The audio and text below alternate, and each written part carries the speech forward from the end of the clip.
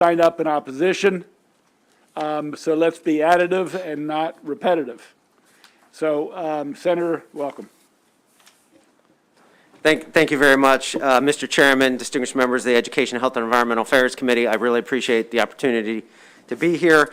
Just very quickly, Senate Bill 698 that has no opposition just switches a fund over to make sure that we have promotion when it comes to our small businesses, promoting ag, promoting our small businesses like wineries, distilleries, and microbreweries. Not only does it help with advertising our small business in the state, but it also advertises outside the state to make sure that we stay competitive with our neighboring states. We want them to spend their money here. That's what this legislation does, and with that, I'd be happy to take any questions. Are the other folks here? Yes, they are. Can you all come up quickly? It looks like they're not here, so I can.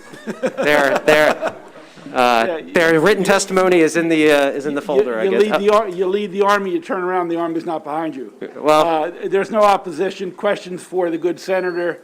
He has a situation. He's going to have to leave the campus. they're here now, but I don't know if maybe we could just have. Senator, I think we're good, right? If you want to get going. We're good. We're good. You don't have to stay if you don't.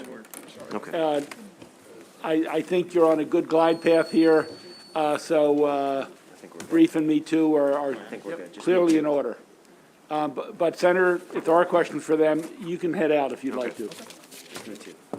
Mr. Chairman, if it sounds like we're on a good glide path, I'd say me too. But I'm happy to walk through the mechanics of the bill if the committee would like. I know it's a long bill, but it really is just transferring over an existing commission that sits within ag and an existing wine and grape fund that sits within ag, expanding it and moving it over to the Department of Commerce. Neither agency has voiced any concern. I see no language from either of the two agencies. That's correct, Mr. Chairman. We have talked to both of them, though. Okay, let's keep rolling then. Mr. Addicks. Thank you, Mr. Chair. Members of the committee, Kevin Addicks with Grow and Fortify, representing the wineries, breweries, and distillery associations in the state. This is a very good bill because it would finally put Maryland on par with our neighboring states of Virginia, Pennsylvania, and New York, who's our aspirational state, in providing oversight through grants for research, promotion, and education for the industry. And Virginia has done so in the form of $1 million a year for the last 12 years, and that money has gone to research new grape varieties, create incredibly beautiful ad campaigns to bring tourism in, and to help fund grape research and educational programs. So we would appreciate your support, and thank you very much. Next, please. You've got a mic. Just lean into it. We're going to keep our mask on, ma'am. If you don't mind. Just lean in, and at least for one more day. Yep. Hi, yes, I'm Kimberly Johnson. I am co-owner of Philosophy Winery. I'm also the president, that just happened, the president of the Maryland Wine Association. And I just want to say that I think it would be great to divvy out this fund for all three beverage industries. We are up and coming, and I believe this will put Maryland on the map to just showcase wine, spirits, and beer. Thank you for your succinctness, and congratulations on your new position. Thank you. Ms. Winden. Hello, my name is Jamie Winden. I am the founder and president of Lion Rum Distillery in St. Michael's, and representing the Maryland Distillers Guild. And we also, as an industry, we know that we are stronger when we all combine forces. This would be fantastic. We're seeing such great growth, and we just want to continue that. So thank you so much for your consideration. Thank you all. Questions from the committee? Seeing none. You had us at hello. Thank you. Thank you. That concludes the hearing on Senator Zucker's bill. Now we have Senator Ferguson, the Senate President, on two bills, 222 and 771. On 222, we also have Martin Bartness, Michelle Wurzberger, and I believe on this bill as well, no one has signed up in opposition. Welcome, Senate President. Thank you, Mr. Chairman, members of the Education, Health, and Environmental Affairs Committee, and congratulations on Alcohol Day. I know this is a special celebratory day each year. there is no opposition on this bill currently, and appreciate our Baltimore Police Department for being here to help support with any questions or any testimony if there are members that have concerns. But when I talk about the bill as amended, because this bill has gotten a fair amount of attention, it has to do with limiting the hours of operation for adult entertainment establishments on what is commonly referred to in Baltimore as the block, which is the 400 block of East Baltimore and the unit block of Custom House. And just for context, the bill came about because of concerns we'd had from neighborhoods not immediately adjacent to the block, but throughout the entire central district, which is largely the downtown core and then neighborhoods like Upton, Mount Vernon, downtown. And there were concerns about response times and the visibility of foot patrol. And so we reached out to the BPD to have a conversation about what the challenges were. And the general conversation was that they agreed, and that the challenge was that they were over deploying in a specific area because of issues with crime at the block. And so it was requiring them to deploy a significant number of officers, both from the central district and from across the city at certain times, particularly from 10 p.m. to 3 a.m. on Thursday, Friday, Saturday evenings. And so that is the derivation of where the bill came from. The goal was always from the beginning to get establishments to the table, to get to a compromise. I'm pleased to say that we've reached that compromise. And what is before you, the amendment of the bill and the amended bill, which would request that the committee consider and move favorably, does several things. First, it requires that the 10 p.m. closure is not in effect if the licensees provide a security plan for their operations. So this would be things like cameras and using metal detectors, that there is adherence to capacity limits, that there is a communication line between BPD and the security staff in the establishments. Once that's submitted, the 10 p.m. would not apply further, and then subsequent renewal of the liquor license would be conditioned on the basis of adherence to that security plan. There's also a provision that ensures that or requires the downtown partnership to engage in conversations and an agreement with the police department to have off-duty or overtime officers be provided to the entire central business district core so that we can deal with the issue of resource allocation in that downtown core, particularly on high-traffic evenings. So all of the parties have been in close communication and are moving forward. Last provision is to remove the emergency designation on the bill, and that's to give time for the establishments to be able to put the security plan together and bring it to the liquor board for approval, giving enough runway so that they have time to consider it. So appreciate the committee's consideration of this important bill, and certainly open to any questions the committee may have. Would you like to take them now, Senator Ferguson, or should we hear your panel? We can do the panel. Okay. Please, in whichever order you choose, then we'll take questions. Good afternoon. For the record, my name is Michelle Wurzberger. I am the Director of Government Affairs for the Baltimore Police Department. Chair Pinsky, Vice Chair Kagan, members of the committee, especially one of our delegation members, Senator Washington, thank you for allowing me to speak on this bill today. I will take the chair's admonition to be additive and not repetitive.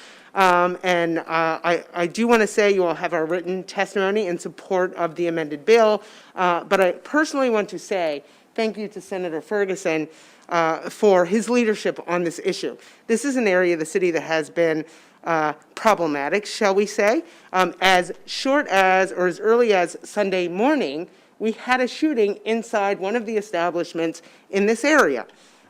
So this is certainly an area where some added steps are needed to ensure the safety of the folks in that area and to make sure we have appropriate resources in other areas of that particular district. I won't belabor the point.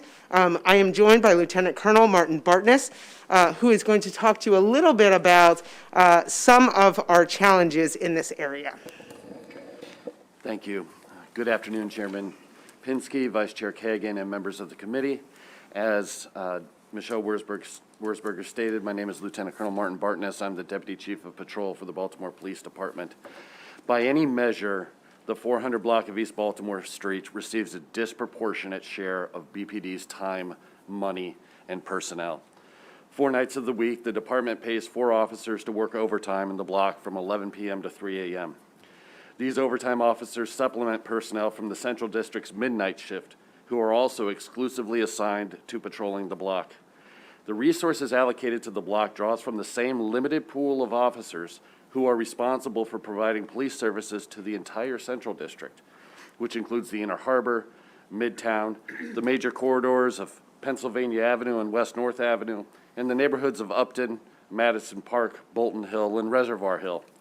Far too often, Central District officers need additional support from other districts to help manage the large disorderly crowds on the block, drawing patrol resources from those communities as well.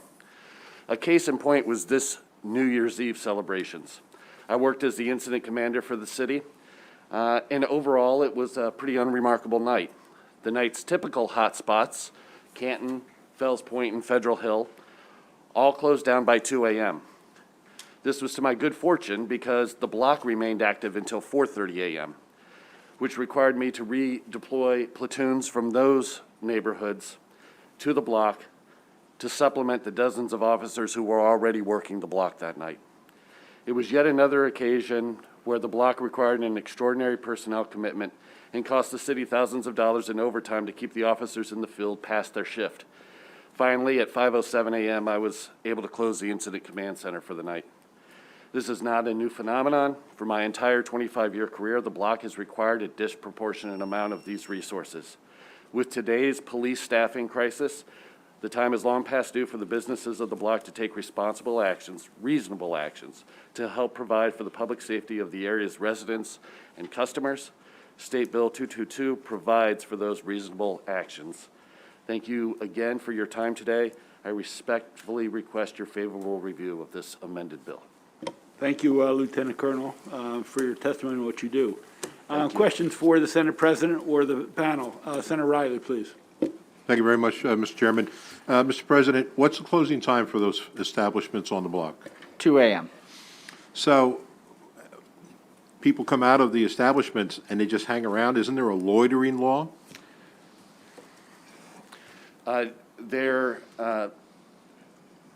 There is no enforceable loitering law. Okay, thank you very much, Officer. Thank you for your service. Yes, sir. Senator Ellis. Yeah, thank you, Mr. Chairman, and thank you for this interesting bill, Mr. President. And so you mentioned in your testimony that I've worked out the details and the impetus of this bill will cause the businesses to have cameras and other security features. So are there any businesses, do you think, that will not accept the terms and will go out of business? I don't believe so, but all of the businesses were participatory in the conversations. I believe that a lot of the basic operational components of the security plan were reasonable, and I don't foresee that. And so after this bill and become law and enforce, will that block be a safe place to go, to be entertained? Yeah, I think that I wish we could guarantee safety in any situation in any part of the state. Do I think that this will enhance the likelihood that we have safer operations and then we have we are able to reduce the drain on resources? Yes, I do believe that. Okay, great. Thank you. Can I also just add to that? You know, there's a number of bills that the body is considering this session, right? Many of them deal with public safety, and not one of them is going to be a silver bullet, but collectively, they will help us manage our resources better and then therefore provide better for the public safety of our residents and our visitors. Thank you. Further questions? Seeing none? Sure, absolutely, Senator. And I apologize, I haven't gone over the amendments. There's a surveillance portion of this, and that'll be accessible to the Baltimore City Intelligence Center, I guess, under the police. Is that correct? Externally. Externally. And is that, do you have PIA? Can the public request that surveillance? So there is a provision in there that says that they could connect to our Baltimore City Intelligence Center. Some of our districts have these intelligence centers. Not every business will be able to connect in that way, but the biggest and the most important provision in those amendments is that each and every single business that does adhere to this scheme will have to install cameras on the external, to face the outside of the business, and it has to have recording capability. They have to be able to record up to 14 days, and most importantly, they will have to give us that access to that footage if we ask for it in connection with a crime. And so that really is the most important piece of this. No, and I agree with that. I think that's a very good portion, but just the public information, some may not want to be recorded and seen, so I'm just curious, can the public No. access that information? So all of this footage is of folks outside of the club, so they are outside. You have no presumption of it's right there, of privacy, thank you, when you are outside. So there's that, but I don't believe it is something that someone could request through an MPIA request, sir. Okay, thank you. Further questions? Further questions? Seeing none, thank you both for your testimony. Thank you Thank you, both. sir. That concludes Senate Bill 222. We'll now move to Senate Bill 771, Baltimore City 46th District, alcohol beverage licenses. Again, there is no formal opposition, oral or written. Senate President. Thank you, Mr. Chairman, members of the committee. This is our hodgepodge panoply of annual 46th District license changes. The joys of the 46th District are that we have the highest number of liquor licenses in the state of Maryland, which is what it is, I guess. But what it means, because we have so many restrictions, is that every year when there is movement or changes, we often have to adjust state law in order to allow for the movement or change of specific locations, particularly when in relation to a church or a school. And so there are a number of specific, we are renewing the Cross Street Market license, which was something that this body granted about 5 years ago. This was, Cross Street Market was really in very, very, very terrible shape.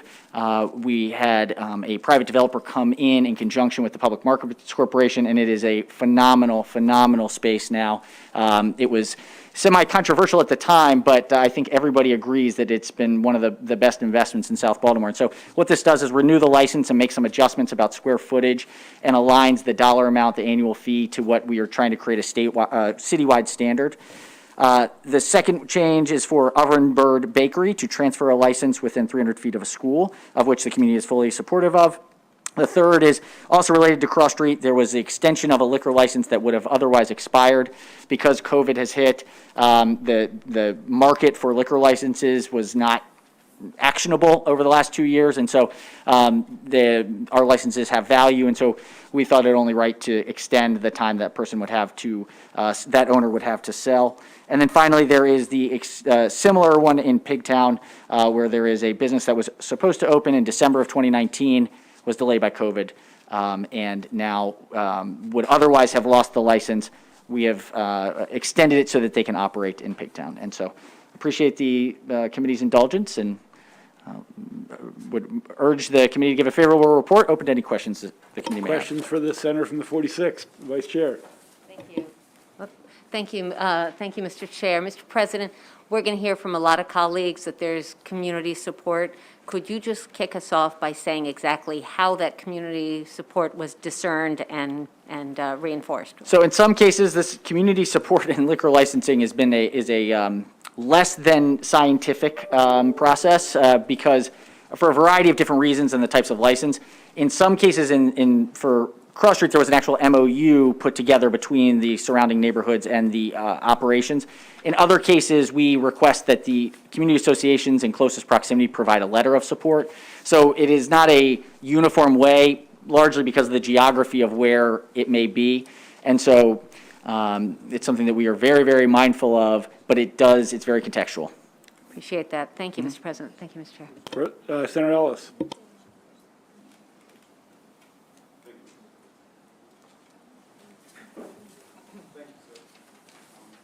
Did I wait for the mic? Okay. People good? Okay, great. Mr. President, thank you. And listening to your testimony, you said licenses have to be adjusted based on schools and churches. I'm curious about the church part. What's the rule with liquor stores, liquor establishment of liquor and churches. So in the city of Baltimore, each senatorial legislative district has a different set of rules and standards for what distance and proximity. This is the long history of alcohol regulation in the city of Baltimore.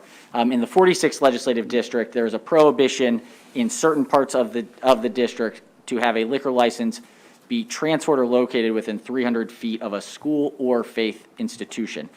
Whether that is an open institution or a closed institution is a little bit gray, but it's we have a number of former churches, and so this is hence why we have these bills every year. It is a very complicated web. So that restriction is just for, it's not a statewide rule? It's Nope, just- that is just the Yeah, 40, I okay. don't even know if it's in the 43rd. I don't think it is. Because I'm really concerned, in my district, there's a liquor store right next to a church, and I'm always troubled by that, I wonder why, but that's based on each local jurisdiction's rules. Largely. Okay, great. Thank you for that knowledge. Questions, seeing none. Thank you, Mr. President. Thank you, for members of the joining committee, us. appreciate you all. Okay, we're going to go, Senator Hayes has a couple of bills. Ms. Washington, please come forward. We have 757 and 430. Which one would you like to start with?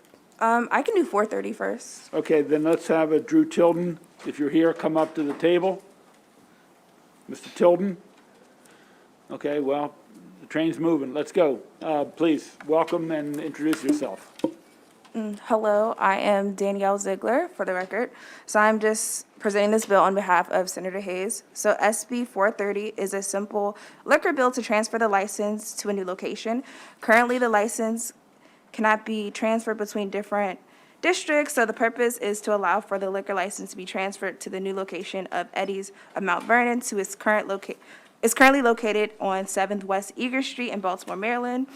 And then that's in the 40th district. The new location will be in the Belvedere, which is in the 45th district. So that's the bill. Okay, we have a letter already from the delegation. They've supported. Any questions? Yes.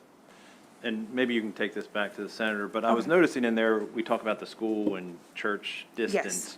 But there's also a waiver process in this area, and it says it reaches out and it gets approval from the community association, place of worship, and business, but it doesn't get any approval from the school, whether it's public or private. Is there any reason why they don't reach out to them, since there's a specific prohibition?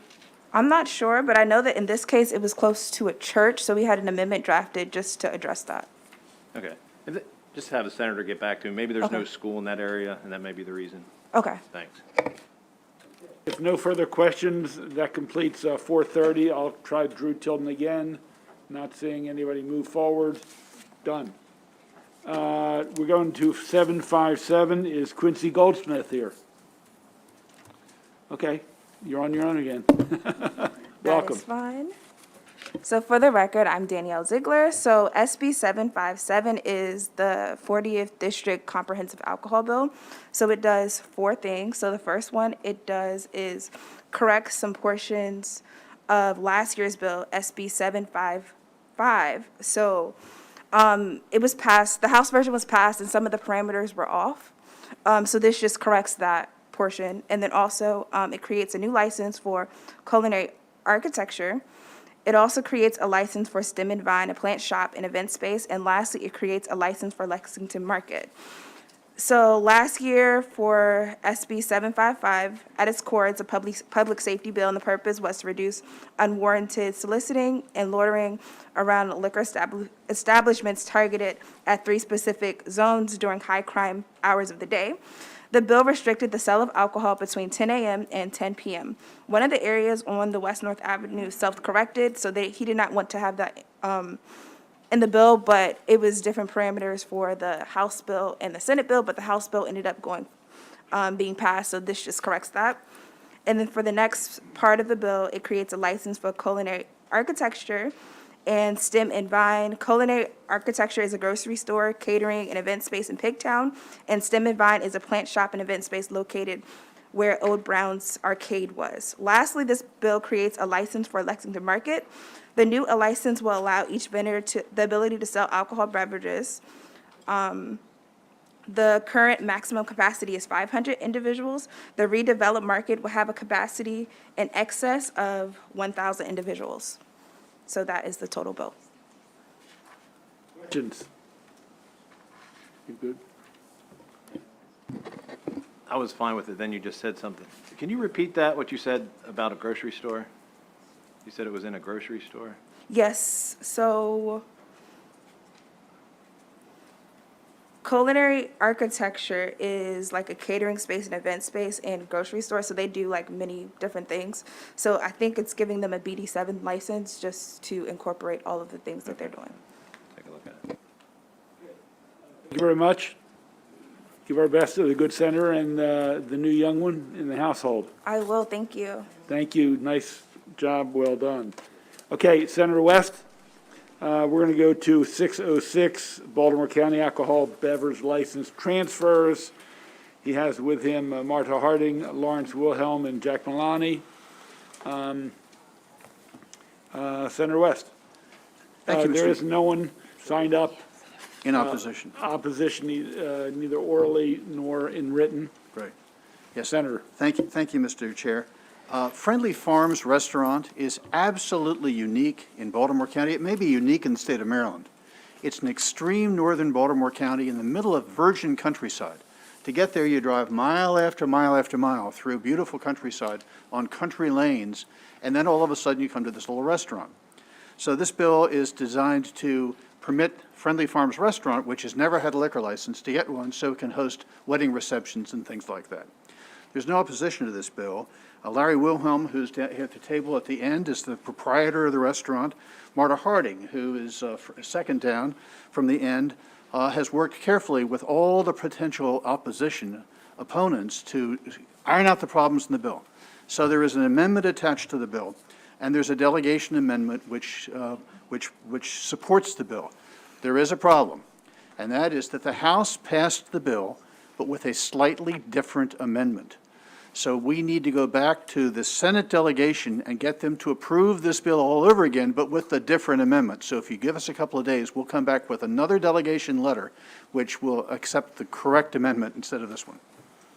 Well explained, we understand, and we will do such, and hold it till you get ready with us. And you three, if something to add, we always love having you, but if you say, we're good, me too, whatever. Marta. Mr. Chairman, with that, I'm going to do a me too. I'm just going to let my client, Mr. Wilhelm, just say a brief statement, give you a little information about Friendly Farms, and we're good. Thank you. Good afternoon, and thank you for the opportunity for allowing me to speak to this bill. My name is Larry Wilhelm, and our family business, Friendly Farm, is beginning its 64th year in business.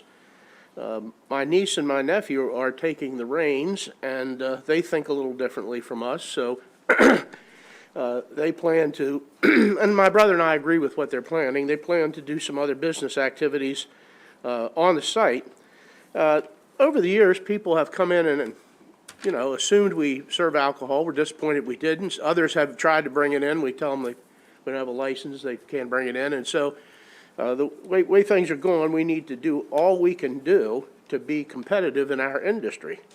And Bill 606 would give us the opportunity we need to obtain a liquor license through transfer from another district that's oversaturated based on the population, and not likely those licenses would be used in the future. Furthermore, as Baltimore County, as well as the state of Maryland, is promoting tourism, we feel that we're 100% in line with that goal, a rural destination farm restaurant. People drive from every direction around other states to the one-of-a-kind setting that we provide at our facility. And we're ready to build on that and provide even more memorable experiences for them to enjoy and increase tourism. Notwithstanding the recent events that has been very difficult for our industry, my family and I are very excited about the future.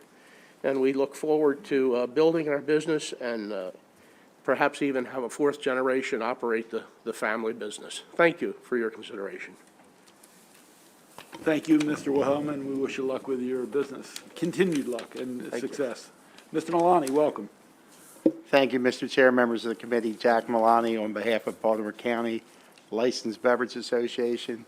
We are in favor of the bill with the correct amendment. Thank you. By our moment, thank you all. Thank you for your patience. Thank you for coming out on a Friday. Happy birthday and have a good weekend. You know how to butter up a senator. Okay. Thank you all. Not seeing any other senators, let's go to Senator Simon Ayer. You've got two, please. We can.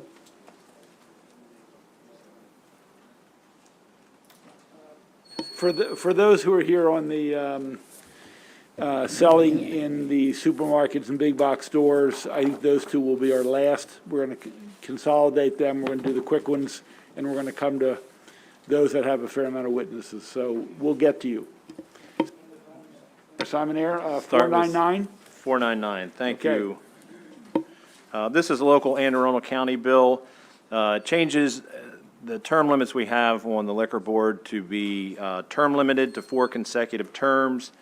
There's also an amendment that we put in here that provides a commercial bingo license. It was already approved by the county council, but it needed a state law, came in late, and we're also making an emergency bill. You should be getting your letter soon. We voted on it today. Okay, we'll have to make sure the subcommittee chair reviews the bill. Further questions for the senator? Senator Ellis. Chairman, did I hear you say bingo? You did. Okay.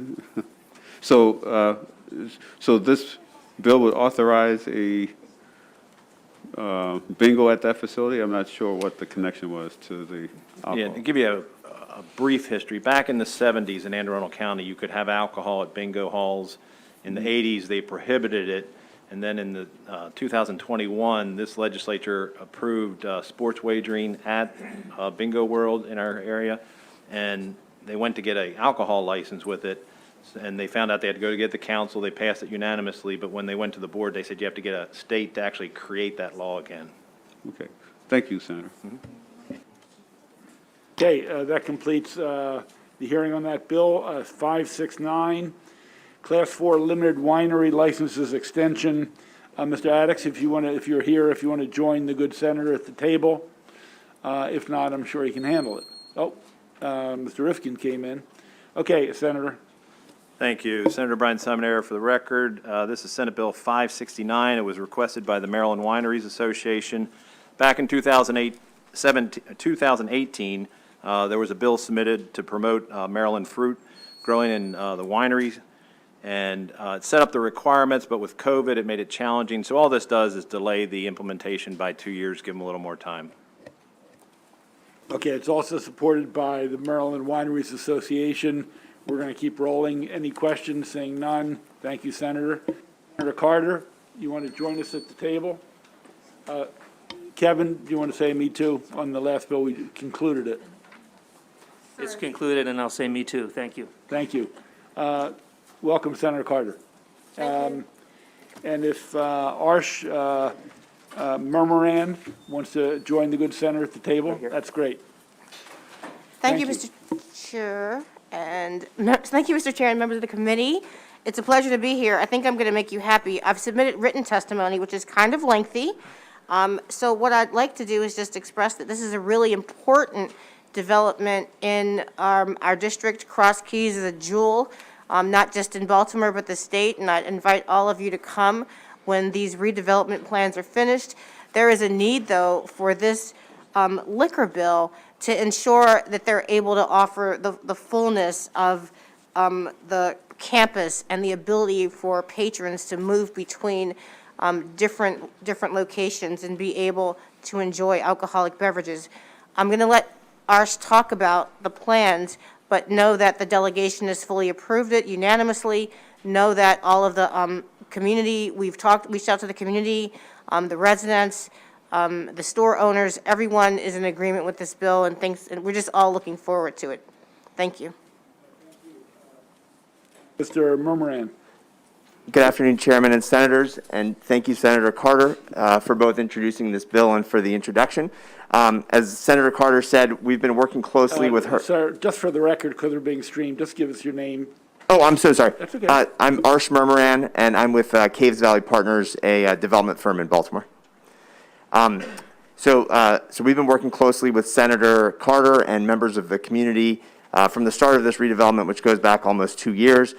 We've made a significant amount of progress, and as Senator Carter said, we would love to be able to add this marketplace liquor license for Cross Keys so that we can attract more restaurants and bring it back to the vibrancy that it once had. In the absence of any opposition, I'd be happy to answer any questions, but otherwise I'll be respectful of your time. Greatly appreciated. Seeing no questions, thank you for coming. Thank you, Senator, for introducing the bill. Oh, I'm sorry, I have to look to my left a little bit more. Senator Simonetti. Yeah, real brief question. I know when they create new licenses, they typically list out a lot of details, and I see a lot of details in this, but there's no time specification when they can be open and closed. Was that on purpose, or do you know when? I believe that the marketplace, the global marketplace license has the hours specified. I believe it's 6 a.m. to 2 a.m. 7 days a week. Okay. I don't anticipate that our places will be open those hours, but that's what the overall umbrella license allows. Great, thank you. Further question, excuse me, further questions? Seeing none, thank you for coming down to Annapolis. Thank you, Senator. Thank you very much. Senator Edwards, don't even sit down. Come up front if you would. We're moving to Senate Bill 415. Welcome, Senator. Thank you very much, Mr. Chairman, Madam Vice Chair, members of the committee. Senator Edwards, District 1 for the record. I'm here to ask for support of Senate Bill 415, a very simple local bill, which is supported by the Board of Commissioners. And this it's all wrapped into one. Creates a new license for a beauty salon and barbershop license. So if you're going to get a haircut, you could have a drink or two while you're waiting or while you're getting it done. Other counties, I do believe, passed this years ago. The other one, that we do have beer and wine festivals. And the way it is now, you can only get the one. You got to go back and get more. This would fix it for a period of up to 3 consecutive days instead of 1 day. And you could get up to 4 a year instead of just 1. So, and that applies to both the beer festival and the wine festival. And you should have, Mr. Chairman, an amendment, hopefully, because they do want to charge for issuing the license. So We have the amendment and we have the letter. okay, I would be happy to answer any questions you might have, but if you don't have any, I'll go back up and work on the budget. Senator Ellis. Short question. Thank you, Mr. Chairman, so you can get back to the budget. So you met, and the bill talks about beauty, barbershop and beauty shop. Hair Is this? salon. I'm sorry? Hair salon? Hair salon, Yeah. okay, thank you. Thank you for getting that. So is this for one particular, or any barbershop or beauty hair salon can apply and get a license? It'd be, they have to meet the qualifications. They apply for a license, they can get it, yes. Okay, so it'll be a general, Yeah, general overall, Overall. anybody, if you meet the requirements, if you apply for a license, you would get it. okay, thank you. Yes, sir. Questions? Seeing none, thank you. Thank you, Senator. Thank you very much. Have a Okay. good weekend, everybody. You too. Cheers, right? Senator Carrozza, we're going to try to take a few of yours, if you don't mind. And you can do it from your seat or the front. Let's do 645 and 646 first.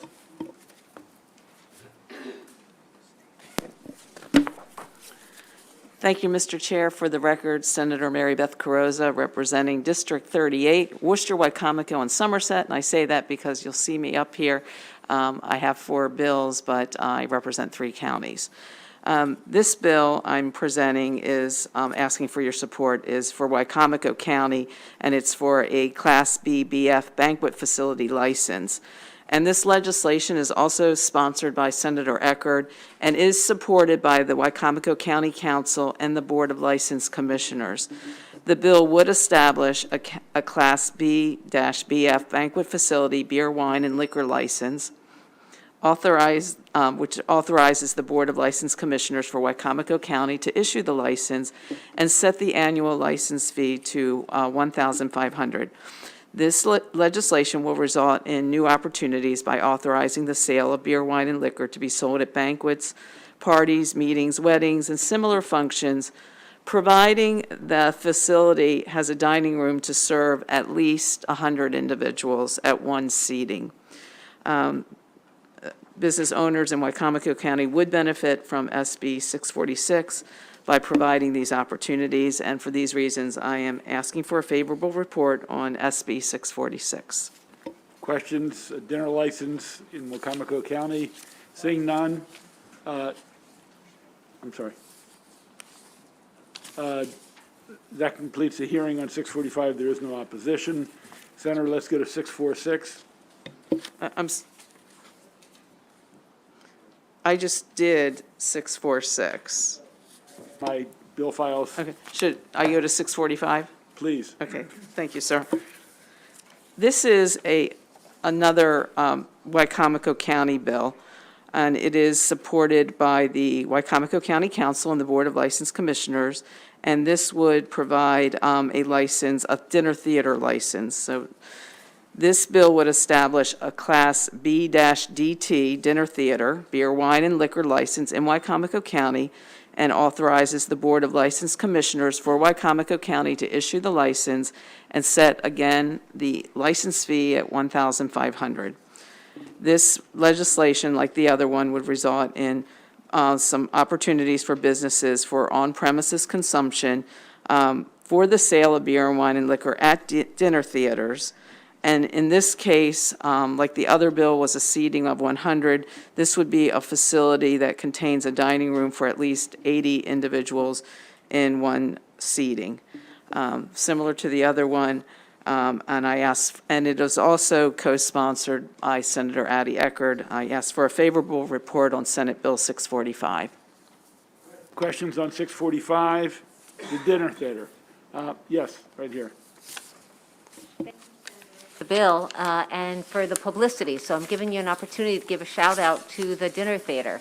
Has it opened yet, and do they have shows scheduled? Because that might be worth a road trip. So yes, this is, we have Revival Productions in Salisbury, and we will be putting the word out to you. Thank you very much, Madam Vice Chair. I used to love going to dinner theaters. It was a great birthday party, dinner, family thing. So thank you, Senator Croza. Thank you, Mr. Chair. Thank And you. I'm sure if they're open auditions for people who want to perform, other than performing in Annapolis. Okay, thank you. That concludes that bill. Senator, let's go to 351. This will be the first one of the day with some opposition. If Melanie Purcell is here, if she can come forward to the table, and then we will go to Mr. Wise and Mr. Manis in the opposition. Please, Senator. Thank you, Mr. Chair. And again, I want to point out, this is a local bill, and it's Worcester County's only alcohol bill.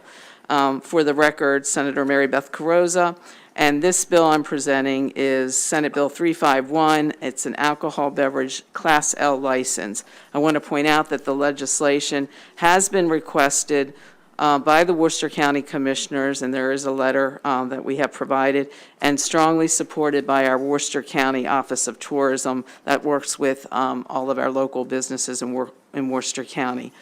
This bill establishes the Class L beer, wine, and liquor BWL license in Worcester County. It authorizes the Worcester County Board of License Commissioners to issue the license to the holder of a manufacturer's license.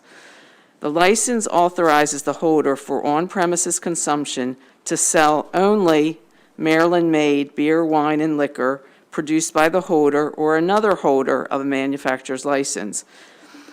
It would allow some existing small breweries, wineries, and distilleries to offer only Maryland-made products. And this diversity would help our local businesses. For example, in Windmill Creek, that some of you may have visited, or I welcome you to do so. This would give them, would help their business. They're experiencing a grape shortage right now, so this gives them an opportunity to offer other Maryland-made products. I think it's important for my colleagues to know that the Maryland General Assembly approved a Class L license in Allegheny County in 2019. This is settled law, so this is not a new request. The experience in Allegheny County has been a positive one without adverse effects to other local businesses.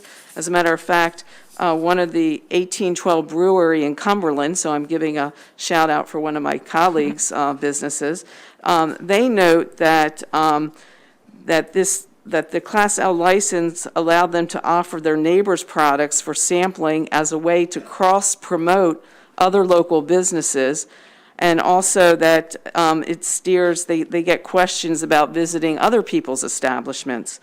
So this is actually helpful to other businesses. And so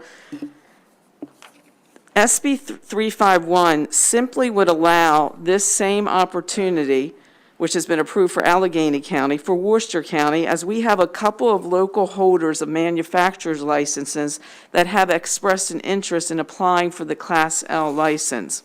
And today my panel includes Melanie Purcell, Director of the Worcester County Office of Tourism. You might have seen our Maryland Coast logo that she had a big role in designing.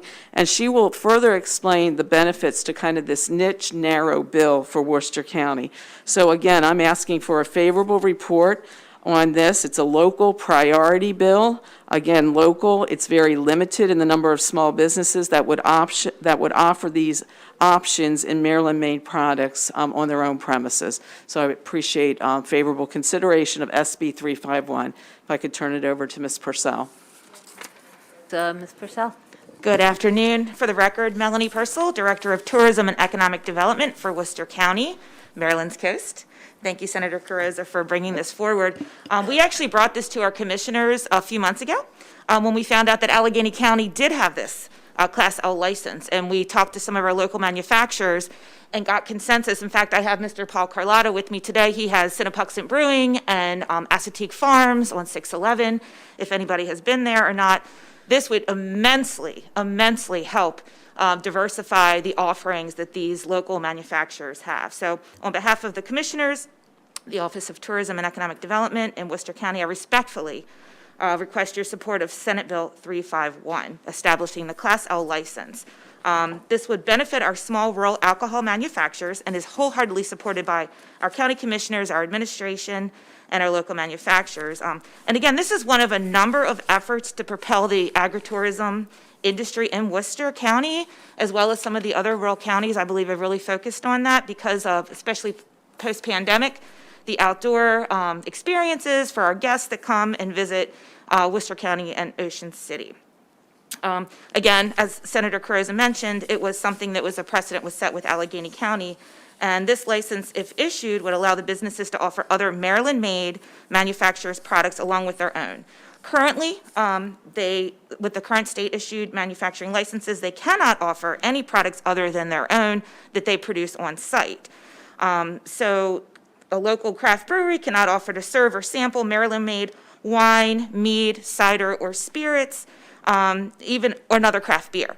So we feel that this would be an opportunity to diversify what they have. And as Senator Carrozza mentioned, you know, products have gotten to be so expensive now in terms of, you know, trying to expand a brewery or a winery or distillery.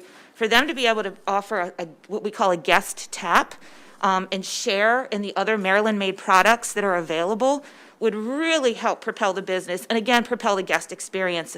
I mean, in Ocean City alone, we see 8 million visitors a year, and they're from all over, and even all over the world. So being able to feature these Maryland-made products, I think would not only help Worcester County, but help Maryland as a whole. So, again, enabling a farm brewery like Cinnapuxent, again, I have Mr. Carlotta here, the ability to offer the guest tap and alleviate the heavy cost of the expansion during this difficult supply chain crisis that we've got right now. So, with the county's goal of growing agricultural tourism, I believe this will help tremendously by allowing Worcester County to issue a Class L license. And again, it's got the check and balance in place, so it's not, it's enabling. So they still have to go to the county, they still have to get that secondary license. It's not going to be just a free-for-all, it's not going to be bars on farms. I mean, it's going to be other Maryland-made products that we can feature. So again, I ask for a favorable report for Senate Bill 351, and I'd be happy to take any questions. Thank you. Senator Washington has a question. Thank you very much, and thank you for this bill. I have a couple questions. Are we creating a Class L, or does Class L already exist? A Class L license, my understanding is that it exists and they're applying for it. Oh, okay. No, it just says there is, because sometimes when the language says, I'm not as familiar with the code, so. And then also, I was looking, where does it say Maryland only in the bill, Maryland made? Because I'm, just so that you ask, I'm not asking these in opposition to it. I'm interested in the concept and more broadly, and so I was wondering, how did you define Maryland made? Because I didn't see it in the bill. The manufacturers in the bill provide Maryland products only.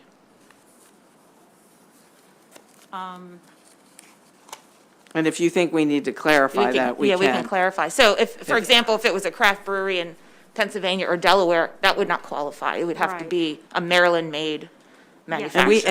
And we may need to clarify that, because as I was going through it, I specifically put in that these are, because I was concerned about, it being, this is not, they are not becoming a general retailer of all alcoholic beverages. That's not what this bill does. It's specifically narrow. And we are only talking about a few of these manufacturers that, that exist in our county. So this is not opening up kind of the floodgates. Well, we are a little bit. I mean, it is walking that line, because I was asking about the concept of a guest tap. So we've expanded, we have tap rooms, and we allow producers to sample their products, and it's gone beyond that. And again, I'm okay, I'm open for it.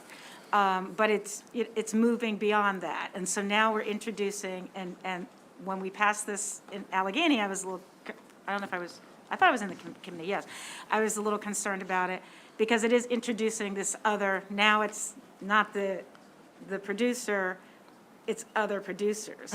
So I am interested in the narrowing of it around Maryland. What does it mean to be a Maryland producer? Because I know there may be interest, people might be interested in just having a license that is just a Maryland shop, or just, so I'm just kind of curious. And we can work on that. One of the reasons why I included Senator Washington, the testimony on the 1812 brewery in Allegheny County, is because some of those same concerns that are being raised were expressed in Allegheny County. And to have them have, one of these small businesses come back and say, this is not, here's the case, it actually helped other local businesses, because they were then able to kind of refer out as well. So I understand your point, and we're very sensitive to it, and it's also why, it's not opening up for all general retail. We want to make sure it does not do that. Right, but it will, and not fighting, but other counties will ask, and so we might as well try to figure it out in this bill. That's all. Get it as clean as possible. Yeah. No, I agree 100%. You're not going to walk into an on-farm Ms. brewery Purcell? and get a, Sorry, the senator responded, and normally we only have one person Oh, I'm respond. sorry. I'm No, that's okay. We have a really long day ahead of us. After these hearings, we're going to be voting for hours, so we want to be efficient and thorough, but we also want to be, Thank you, Madam Vice Chair. Yeah, efficient, and I so. would add, this does establish an L license in the county for the first time. Yeah, Okay. yeah. Thank So- you. Oh, Senator, I'm sorry, Please. Senator Simonaire. Senator Simon, okay. Thank you. And I know you said this isn't setting precedents, because Allegheny had it in 2019. And I did look up that legislation. But one thing is, you get local courtesy unless it has state impact. Would you have any problem with all the other jurisdictions coming in with a Class L license? If Allegheny did it, then your county, like growlers, it just seems to have an effect where they all get it. I guess because this came from Worcester County, and we know of a couple businesses that have already made that investment. I'm making this request on behalf of Worcester County. I guess I don't really want to speak for the other counties because I don't know how interested they are in pursuing it. I mean, obviously, we've had that happen with ag tourism, but again, those requests come from the local level, and that's why I wanted to be clear that this bill is coming from Worcester County, the commissioners, our county of tourism, who took the initiative to work on this, and so that's what I'm trying to push at this point. And Senator Washington, I'm sorry if I didn't quite understand your question. I was thinking the Class L license, because Allegheny County had a Class L license, that obviously that already existed. So I understand your question. Thank you. A simple question. Do the other bar owners in the county support this bill? We have not heard any local opposition. We understand that the state association is opposing it, but when I went and I checked, I have not heard individually from any locals, but I will defer to Ms. Purcell. If you've heard, if anything, we have other local businesses that are supporting this. Yeah, but I'm talking, I mean, usually we try to check with the stakeholders in our area. I know that's a very popular refrain. So my question is, if we checked with the bar owners, if they have endorsed this? It's a simple question, yes or no. I mean, I haven't done any kind of like survey, but anecdotally, you know, the industry really supports one another. All the local manufacturers, for example, we have a new distillery coming into Berlin. No, it was the bar owners, neighboring bar owners. Hotel. I haven't, yeah, The hotel, I haven't checked with the bar owners. Motel Restaurant Association. Huh? Okay. I haven't heard, yes, they support this, so I assume. I mean, I can certainly ask, but we have not asked that question yet, if they support or oppose, but it's been in our local papers, we've went to the county commissioners, and we haven't had any opposition, so. Thank you. That completes the advocates, the proponents. We have two opponents, Steve Wise and Nick Manis, if you all could come forward. And welcome to Alcohol Day, guys. I suspect we'll see you up here a couple of times. You may go in either order. Welcome to EHE. Thank you, Senator Kagan and members of the committee. I'm Steve Wise on behalf of the Maryland State Licensed Beverage Association, and that, I'll just say for once at the start of the day, is the Association of On- and Off-Premise Retailers in the state. I'm going to start off by addressing the Allegheny County bill that was brought up earlier, and it is true, as Senator Carrozza presented, that there is a Class L license in Allegheny County. It was adopted by the legislature just a couple years ago. But I would urge all of you to take a look at the legislative history on that. You will find that the bill came in with a title related to arts and entertainment. That was stricken from the bill, and an amendment was introduced at the hearing or after the hearing that substituted in this Class L license. The same thing happened on the Senate side. And then when the bills crossed over, it was very late in session, they were cross-filed bills, there was not a renewed hearing on the amended bill. We did, if memory serves, submit a letter to the committee saying, hey, this is a different bill, and you're setting a precedent here. That precedent is what's been discussed. With that bill and with this bill, you'd be continuing the trend of allowing a manufacturer, brewery, winery, farm brewery, distillery, to begin to serve products that they're not making at that facility. The evolution of that has been, first, they were not allowed to serve anything. That's the three-tier system. Then they began to be able to serve samples, and then a handful of years ago, you passed legislation allowing a tap room. No limits, well, not limits that anybody's hit in terms of how much beer that they could serve in a brewery, for example. This now turns that tap room or that farm brewery into a bar. There's no alcohol that they can't serve. There's no mixed drinks they can't serve. That's the role of bars and restaurants and always has been under the three-tier system, and that's why we're concerned about the bill. We're not trying to single out Worcester County, but that's really the issue you're deciding. It's not just one county, because as Senator Washington asked, it's going to be other counties next year. Thank you. Manis? Thank you, Mr. Chairman and Madam Vice Chairman, members of the committee. Nick Manis here representing the Maryland Beer Wholesalers Association and our wholesalers in Worcester County, Eastern Shore, Cary. They are also very interested in increasing tourism, however, not by this way. So as Steve alluded to, I think when this committee passed the farm brewery legislation, it was an ancillary use to the farm, not necessarily to have a restaurant or a full-fledged bar at the farm. And as Steve said, what this would do, and even though it's Maryland manufacturers, although I agree with Senator Washington, it just says manufacturer in the bill. It does not say Maryland manufacturer. So that's a question I had, that it would open up the door for breweries to sell other brewery products, another manufacturer. So, and as I think everyone knows in the committee, the history is that once they serve just Maryland, they'll be coming back to you and say they need additional products to sell. Also in 2019, you looked thoroughly at the Modernization Brewery Act, or Brewery Modernization Act, I'm sorry.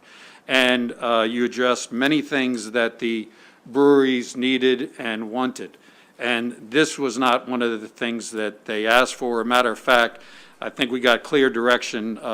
You know, I'm glad you reached a compromise, even though no one was absolutely happy. You know, we don't want to see you for a while. So here we are again. And also in that Modern Brewerization Act, you allowed for the breweries to hold multiple brewery events, up to 12 a year, no longer than 3 days in duration. So they have the ability now to have these tourism type events where they can sell other products of other breweries if they go and get a special permit. With that, Thank you. Thank you, Mr. Manis. Thank you. Senator Ellis. Thank you, Madam Vice Chair. So good to see you, gentlemen. Mr. Wise, you talked extensively about, I think, Allegheny County and the bill that went through authorizing them to have a Class L license. And you talked about the process it went through, but that's the process in Annapolis, and that's law. Wouldn't you say that is precedence and it's set, therefore this bill will not set any new precedents because it's already established? Yeah, no disputing, Senator. It's a statute, it's in the law, and it has been since then. I think my point was there was not the robust debate on the subject because of the way in which the bill went through the process and the fact that it was an amendment and not the bill as introduced. And the amendment came at the hearing when no one had a chance to respond to what was being proposed. Right. And so, you know, here, that is the process as far as we listen to testimony, and during our debate on during voting sessions, amendments are offered and considering the testimony. So I think what you're saying is what established the precedence back for Allegheny County, whenever that was. What you're saying, it wasn't legitimate. And so, and I really take, that's how I understand it, but I take exception to that is the process, the legislative process, and it was done properly, and, you know, precedence was set. And if we do this now, if we don't approve this, we'll say we have to go back to Allegheny and take away their authorization? So if I can respond, Mr. Chairman. So my point is not that there was something sinister about the process. Clearly, it's in the statute. It was overwhelmingly adopted. I'm not arguing that at all. What I'm simply saying is it did not receive the debate that it would have if the bill had come in the amended form. And there had been an opportunity to address it square on. Instead, it was done after the fact through amendment. And our only ability to comment on at that point was a letter that we sent between the hearing and the voting. So I just don't think the committee should accept it as this was something that went through robust, thorough debate, and that's behind us now, and we can do it for other counties. Yeah, thank you. I understand. Thank you, Madam Vice Chair. Thank you, Senator Ellis. Senator Gallion? Thank you, Madam Vice Chair. I understand how you're talking about this really could open the door for more stuff in the state. So, and honestly, I don't know all the different breweries, wineries and stuff in Senator Carozza's county, but since it is kind of opening the door maybe a little, I do know the ones in my county. So here's a question I get a lot. You have a married couple that goes to a local farm brewery. Like we have a couple in my county that are doing a good job. And one spouse is a beer drinker, but the other one would really like to have some wine.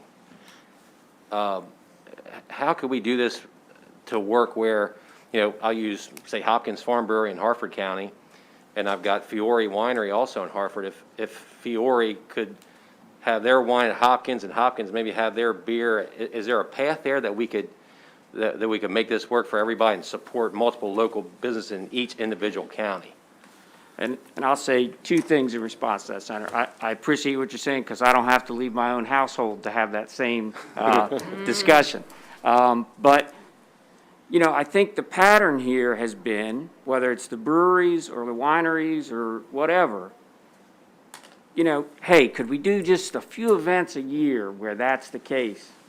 Well, 5 events becomes 15, becomes a tap room, and now becomes a bar. So the reluctance on the part of our industry to say yes to that little opening is I've been here 20-some years doing this, and it never ends right there. So that's why we say, if you do it, but we're saying, please don't. Okay, thanks. Thank you, Senator Gallion. Senator Washington, followed by Senator Carozza. Actually, I appreciate you raising it, because I wasn't on this committee in 2019. And also, when we tend to give local courtesy when it's not precedent setting.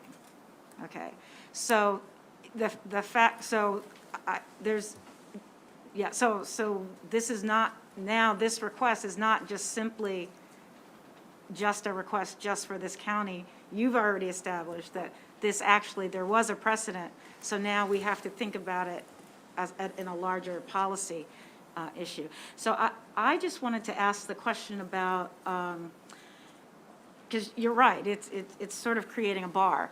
How much are the licenses, and this is just about equity, so like I'm up for it, but if someone's paying, how much do we pay to operate a bar license versus, I guess, what's being proposed here, which is $250? Sure, that's great, fair point. And the bar members that are bars and restaurants, as you know, Senator, those amounts vary by jurisdiction, so I can't give you specifics, but we're in the thousands of dollars to have a beer and wine or a beer, wine, and liquor license on an annual basis. And sometimes, the beer, wine, and liquor licenses are the most expensive licenses. So it's never any less than that, to my knowledge. Right. And I think the licenses for the manufacturers, are lower. Yeah, And in fact, they, in a bill passed last year, gave the Alcohol and Tobacco Commission the discretion to actually lower them. Right, yeah.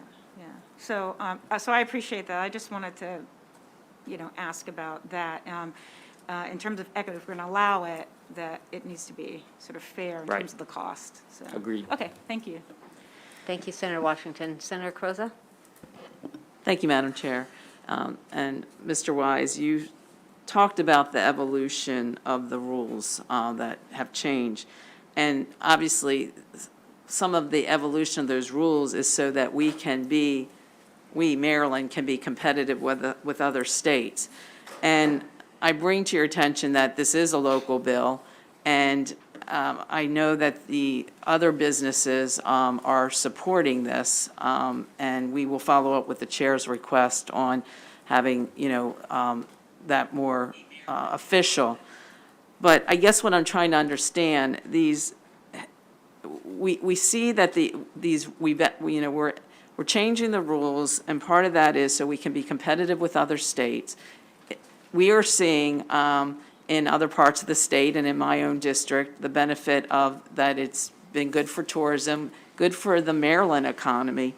So I'm trying to understand if these changes that we've made that are benefiting the Maryland economy, are you saying that you've been hurt by these, because my interaction with the local, some of the local businesses that you're talking about, they actually did pretty well during the pandemic and are not opposing this very niche, small expansion of these Maryland-made products. So that's what I'm trying to understand, because I'm a border, Worcester County, I have Delaware to my north and Virginia to my south, and we have benefited with these changes to be more competitive. So that's what I'm trying to understand, if there actually, is there a negative impact on your members? I would say a couple things. Number one,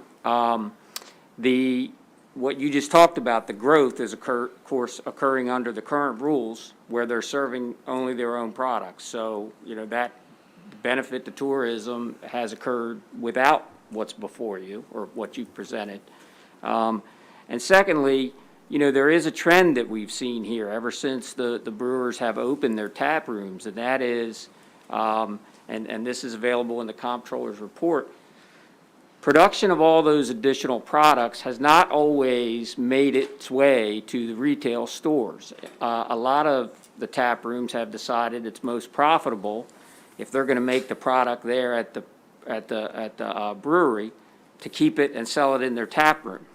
And so it's not had, in our view, this rising tide lifts all boats sort of effect that was sold to us when the Brewery Modernization Act passed.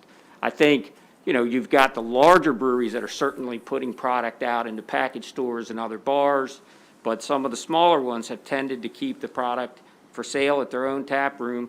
So no, it hasn't had that tremendous effect that everybody seemed to think it would. I think my point was, I know in our local businesses, they are carrying these products. Sure. So in Worcester County, which this is the bill, it's Worcester County local bill, they are carrying it and supporting each other. I just don't see any negative effect on your businesses to allow this niche, the businesses in Worcester County, so I'll leave it at that. Thank you. Okay, thank you. So I'm going to say again, we do want to be efficient and concise in this. I'm just, Mr. Wise, I just want one thing. You described kind of a slippery slope, first this, then this, then this, and I just want to remind you that we legislators are mindful of that, and you as advocates and lobbyists would help caution us about that, so we can vote no, and you can remind us that we should, when no is the better answer, and when it can be a yes, because it makes sense for economic development, jobs, and the economy, and our distilleries, wineries, and breweries. So there is that. With that, that completes the hearing on Senate Bill 351, except for the good small senator one. from Thank you. District 31. So, I just want to wrap this up. So I see both sides. Senator's saying it's going to help the locals. She's talking about local manufacturers being small and kind of containing that. But I hear your point, probably next year if we pass this, we'll have 22 bills coming in next year asking for those local jurisdictions. So I guess the question is there something we could work with where we put guardrails around it for, that it wouldn't hurt the bars, but in certain situations, or is it just complete no? Just in the interest of time, I'm going to say it's a complete no for right now. And I would just quickly state that in 2019, when you passed the Brewery Modernization Act, again, you increased the amount of events they could have for multi-brewery, multi-manufacturers events at their facilities. To end it, and this is an isn't that so? Look, Mr. Wise said there wasn't a policy discussion about this issue last year when Allegheny, or 2 years ago, whenever Allegheny was done. This is a partial policy discussion. And personally, to avoid doing this 24 times, the committee will have a simple question before it. Should a Maryland brewery be able to sell Maryland wines and Maryland scotch and Maryland bourbon? And is that the right policy or not the right policy? And I think that's really ultimately the question, whether on this bill or instead of this bill or because of this bill, take up that question. And then part of that question is it a zero-sum game? Are people going to drink more, or will it take from the existing retail facilities and have some effect on other people? So they're the questions before us, and I'm not going to speak for or against it, but they are the fundamental policy questions that I think this engenders. Isn't that so? Thank you. Thank you. And thus, now it completes the bill on, the hearing on Senate Bill 351. Thank you, Senator Carrozza. Okay, Senator Carrozza. I'm going to take Senator Young. We'll come back to your other one soon. Senator Young, thank you for your patience.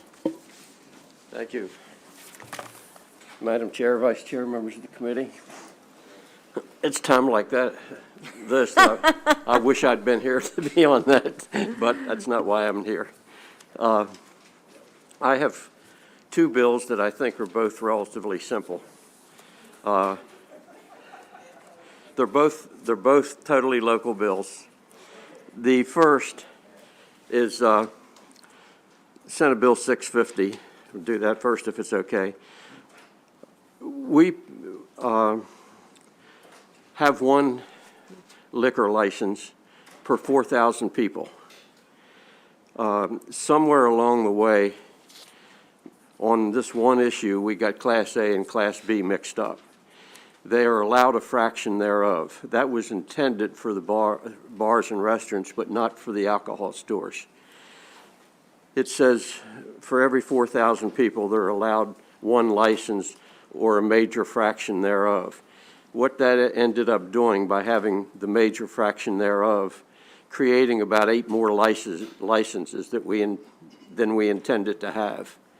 So all we're asking to do on the Class A liquor license is remove the phrase "a fraction thereof," and we just allow one license per every 4,000 people. And that is their request, to remove the fraction thereof in a Class A license. Okay, Senator, there is no one signed up in opposition. Questions for the good senator from Frederick? Senator Ellis. Okay. Both these bills were passed unanimously by our delegation and by our Alcohol Commission. The other one is, oh, sorry. Yeah. Thank you, Mr. Chair, and thank you, Senator Young. So the unintended consequences with the additional licenses, those licenses are already out there. They've not been awarded.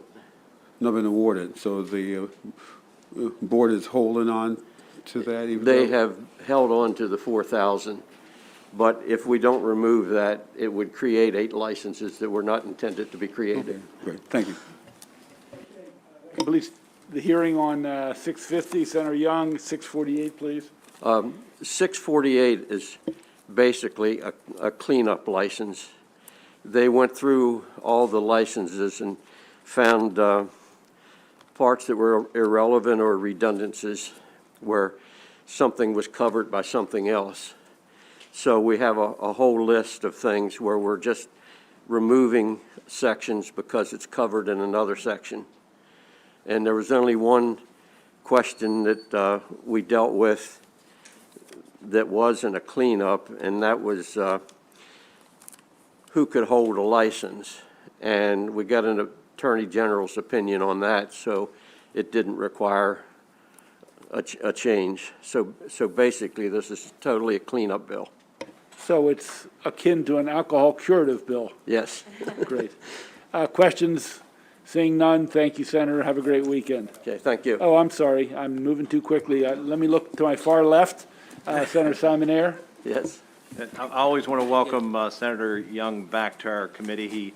He left after 2019 and the Allegheny L class license. But anyway, is this the bill that deals with having agent residents? Yeah, that was going to be part of this. The Attorney General kind of ruled on it. We were requiring that it had to be a Frederick County resident. The state has basically said it had to be a resident of Maryland, but then they came back with a resident or a representative of the resident. That caused a problem for chains because they had a representative. It wasn't the owner of the restaurant, like an Applebee's or a TGIF's or that type thing. But basically ours is just cleanup. That completes the hearing, and we still wish you a good weekend, Senator Okay, Young. thank you. Senator Gallion, can we move into the ones you're going to do for Senator Casserly? And Hershey, I guess? Okay, our committee member is going to do the Hartford County bills, Senator Casserly's bills 481, 482, 483, and then we're going to go right into Senator Hershey's bill. Thank you, Mr. Chairman. The first three are Hartford County Senators' bills, so, agreed upon by the three senators. And I'm, for the record, Senator Jason Gallion here on behalf of the Hartford County Senators to introduce Senate Bill 481, Hartford County Alcoholic Beverages Service Under Stadium License. This bill is an emergency bill that repeals the requirement that an alcoholic beverage must be served in a plastic, styrofoam, or paper container at a stadium in Hartford County, specifically Ripken Stadium, home of the Aberdeen Ironbirds.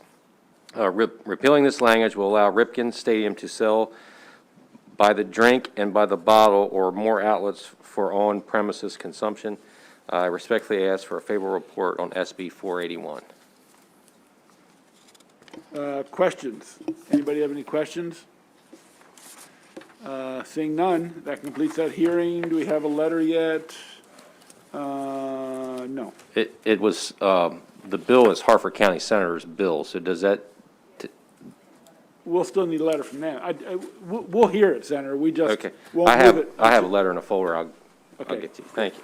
Thank you. Next. Next up, once again, Senator Jason Gallion here on behalf of the Hartford County Senators to introduce Senate Bill 482, Resort Complex License.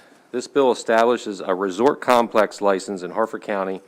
To qualify as a resort complex, the facility, the parcel or contiguous parcel of land must be at least 10 acres, under common ownership, and have facilities that, number one, include lodging, conference spaces, meeting spaces, active outdoor open spaces, waterfront beach activities, or a marina. Two, serve the public. And three, it has resulted in a capital investment of at least $500,000 exclusive of the cost of the land. I respectfully ask for a favorable report and will like to pass it over to Mr. McLaughlin, who can speak more in depth regarding the project. Thank you, Mr. Chair and committee members, for your support and hearing the support on this bill. This will establish a resort complex license in the Northeast region. It's an economic development bill for us. It promotes workforce training, it promotes employment, positive use of our natural resources, and destination marketing. The bill creates a new class for a resort-type project meeting very, very specific criteria. That new license is needed because there are limitations on the number of licenses that can be owned and operated in common. The traditional limitations were never really intended for an enterprise of this size and scale. To use this legislation, the property has to be, as Senator Gallion said, at least 10 acres in size.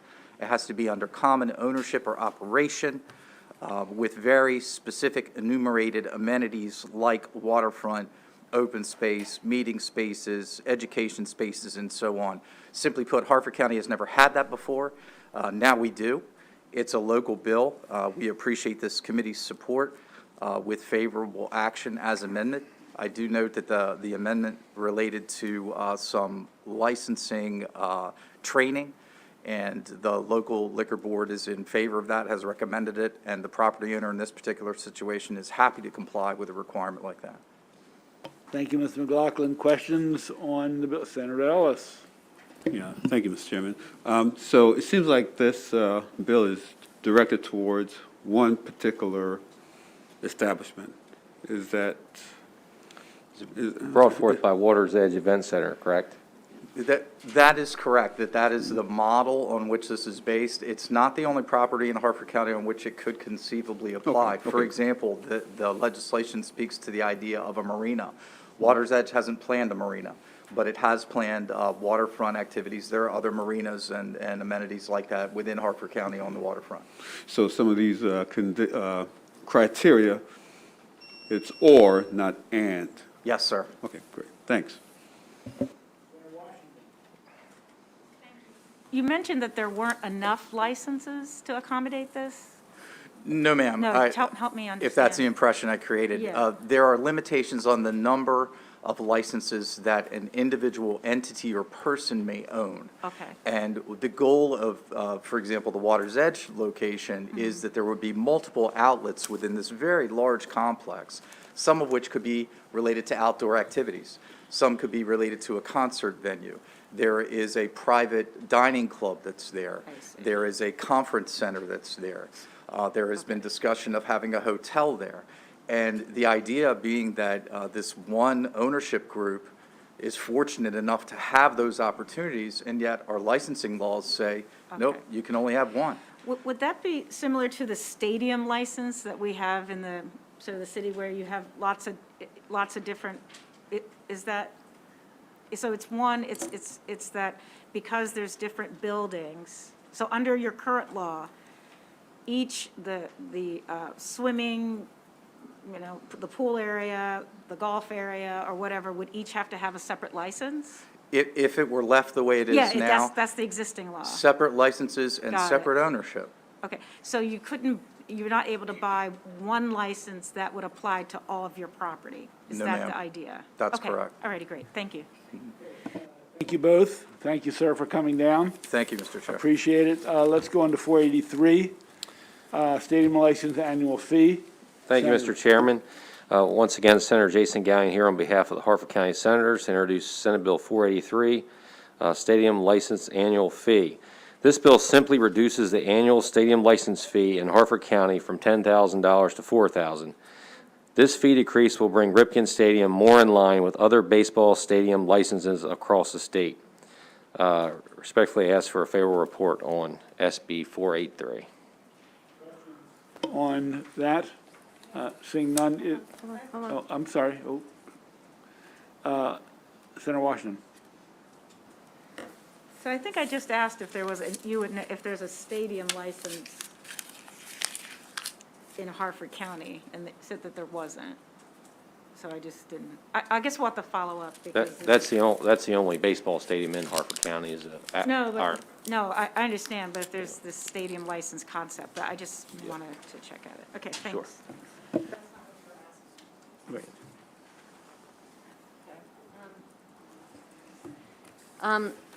Senator Gallion, we just heard Senate Bill 481, and on page 3, line 8, the annual license fee for that one is $10,000.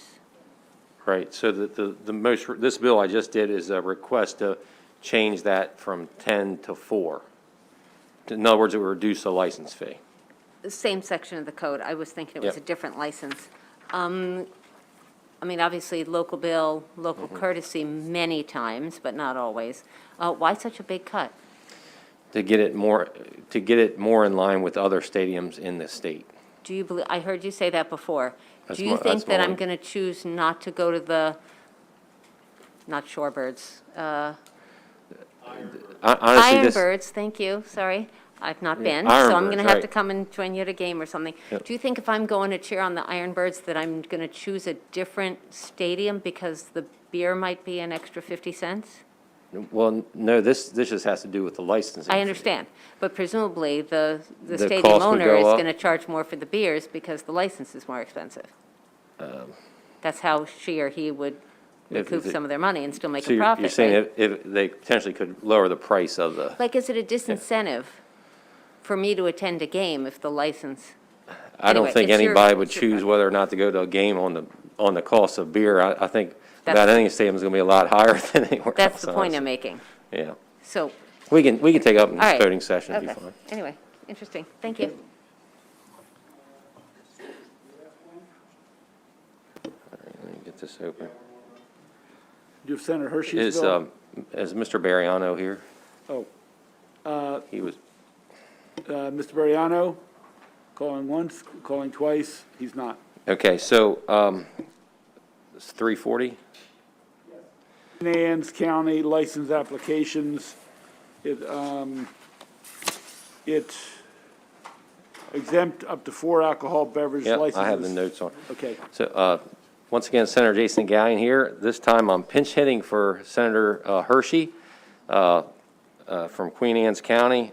This bill essentially allows Queen Anne's County to issue 4 liquor licenses to corporations and LLCs, exempting them from specific ownership requirements.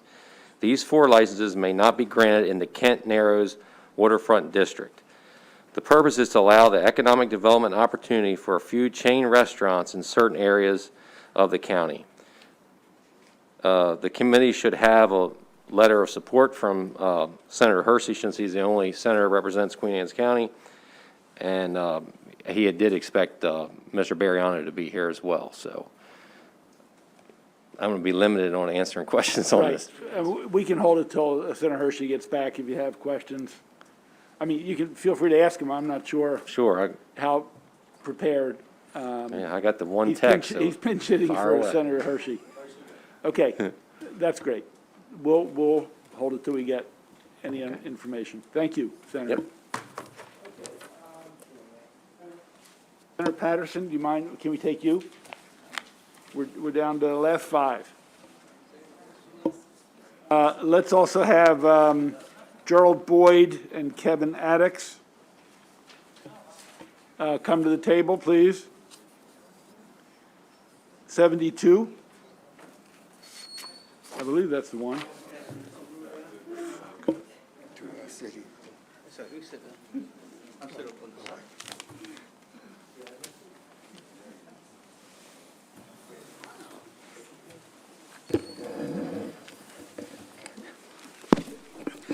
Thank you, Mr. Chair, Madam Vice Chair, and colleagues. Appreciate the opportunity to once again introduce this bill that I think has been before this committee at least on 3 occasions, if not more. But let me prefix it by telling you right up front, this is a study. It's not asking for any legislation specifically that would bind many companies or any individuals by passing this bill. And I was sitting back there listening, I think when Senate Bill 5351 was being discussed, someone made reference to fairness. Well, I will subscribe to you today after reading the toils and tribulation that Mr. Boyd has had over the years just to get an audience, just to get a bill before you for a hearing is, in my opinion, is somewhat mind-boggling. Also, I should tell you, if you don't know, that Senator Ellis and I did serve on this President Special Committee that looked at wealth building, looked at how we could make things a little bit better and by coming up with ownership for those persons that black and brown. And we spent about 3 or 4 months looking at many options that we thought could make a difference. And when you're talking about wealth, and that's exactly what we're talking about here today, you know, to maintain wealth, or to maintain great wealth, you got to own something. So we thought perhaps we needed to look at how do we break the old glass ceiling and become a piece of the pie, if you will, and not continue to be left out and left behind. So Senate Bill 72 requires the Governor, Office of Small Minority and Women-Owned Business Affairs to conduct a study of participation by minority-owned businesses in the alcoholic beverage industry. The office will do this in conjunction with the Attorney General's office and the Department of Transportation. They will be required to present a report by January 1 of 2023. And of course, if and when this bill should take place, the first report will be due come June 1, 2022, and terminate on June 30th, 2023. I don't need to tell this committee, we've been listening to alcoholic bills for the last 3 years. For some components of this industry, it's mind-boggling in terms of how you break that glass ceiling and get to be a part of what I might call the good old American dream. Now, Mr. Boyd certainly going to speak to the particulars of this bill. He has some statistic numbers that he wants to share with you. But in my opinion, he has over the years been very, very patient about being a part of an industry that, to my knowledge, he may be the only one over the years. He has partnered with other folks to try to get through to the gateway. He has his resources that he could actively meet what might be required. It's nothing left for this man to do other than to say, I'm going to have to go and take my business elsewhere. That should not be in a state like Maryland. Number one, in terms of wealth, we should think about how do we include folks rather than leaving people behind. And so with that, Mr. Boyd, once again, would you like to take over for me? Thank you. All right. Good. Okay. Oh, Welcome, Mr. Boyd, Gerald Boyd, okay. Thank you. to Education, Health, and Environmental Affairs. Thank you.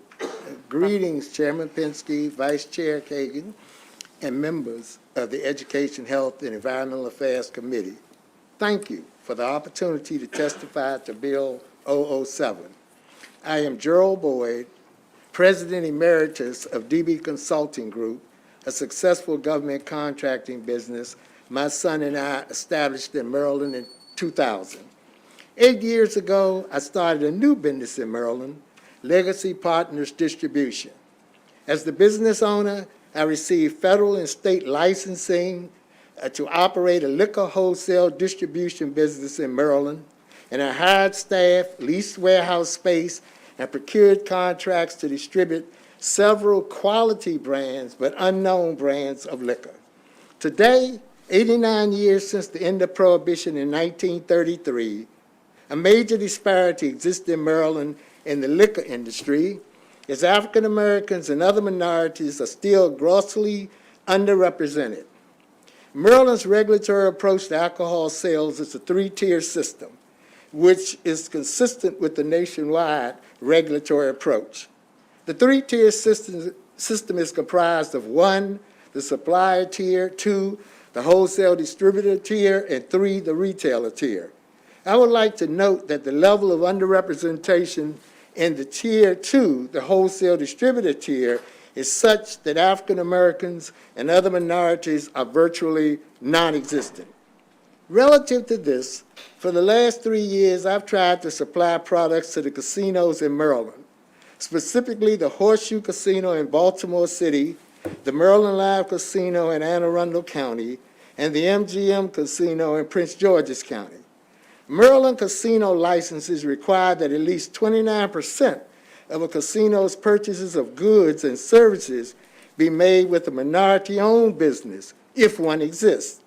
Given that the 3 casinos named have not met the 29% participation requirement, the casino should utilize Legacy, my minority-owned liquor wholesale distribution business, to help meet that requirement, especially given that I'm the only sole African-American-owned wholesale distributor licensed in the state of Maryland. Specifically, over the last 3 years, these casinos have ordered almost 200 cases of liquor from Legacy. By comparison, they have ordered at least 31,000 cases of liquor from the other wholesale distributors over the same period. This highlights the disparity. This appears to be a statewide issue.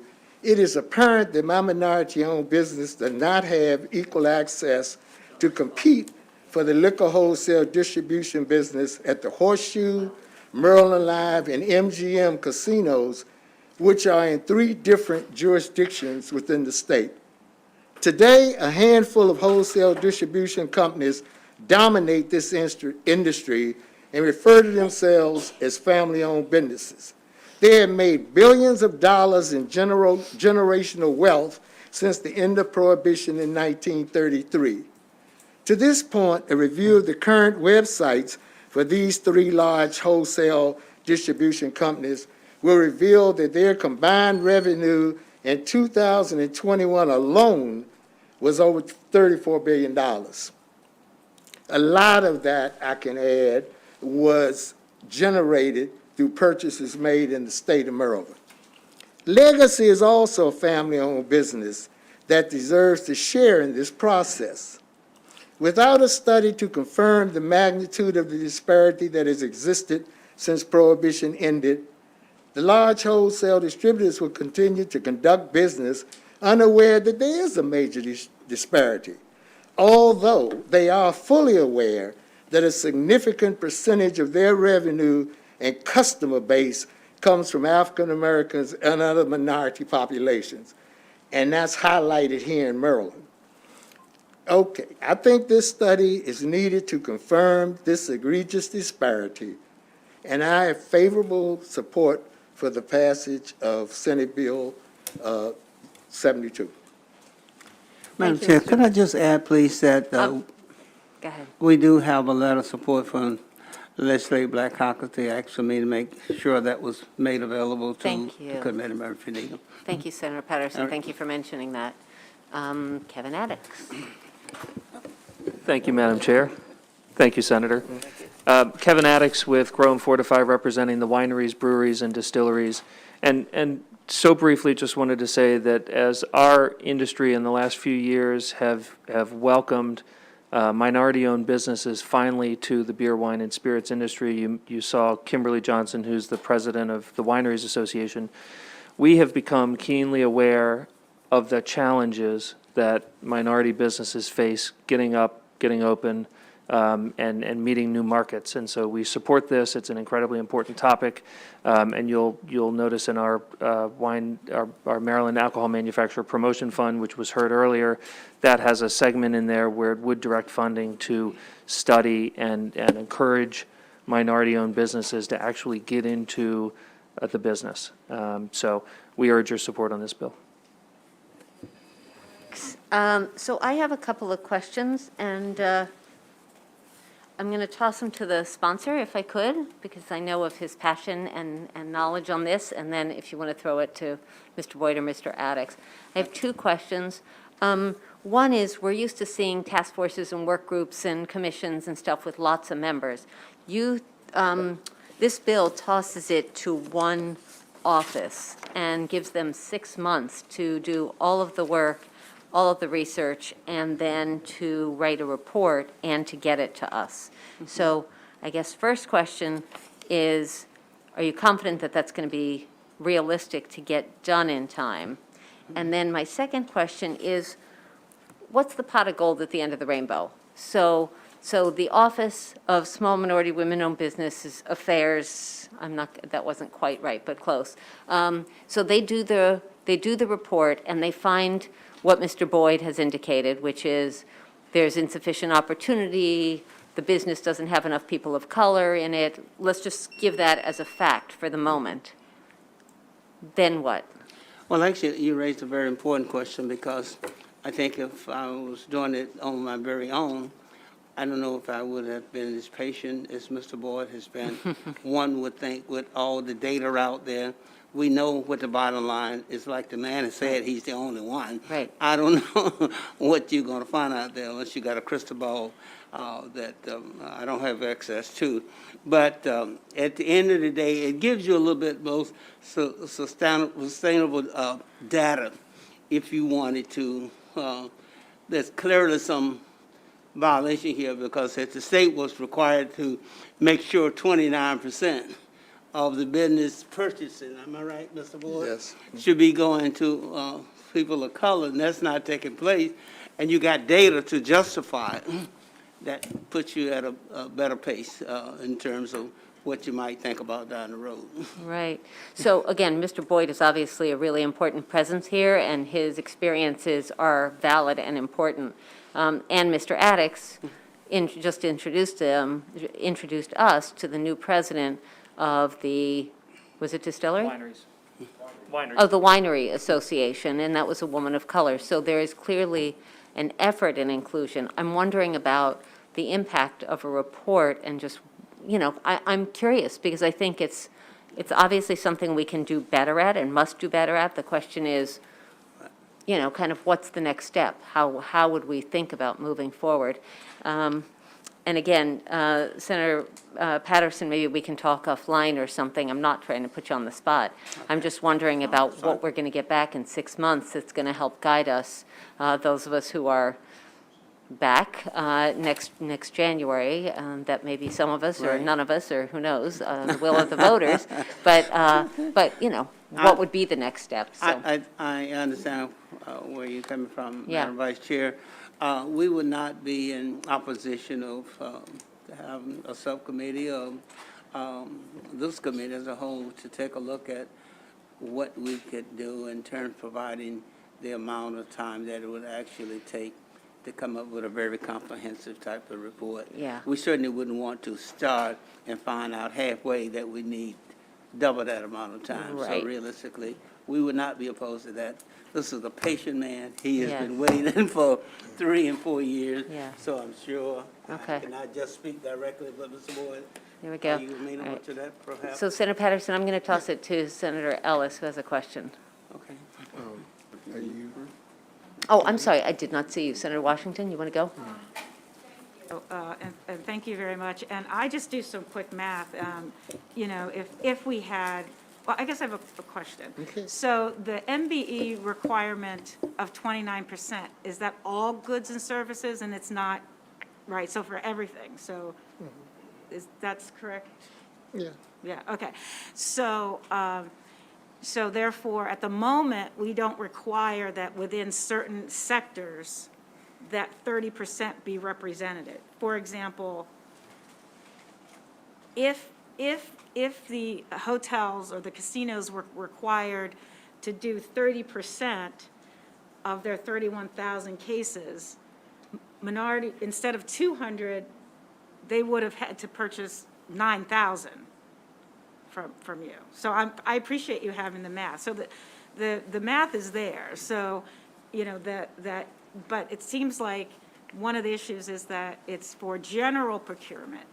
Now, to your question, Madam Vice Chair, a disparity study is different than kind of work group or a task force. It has a specific purpose.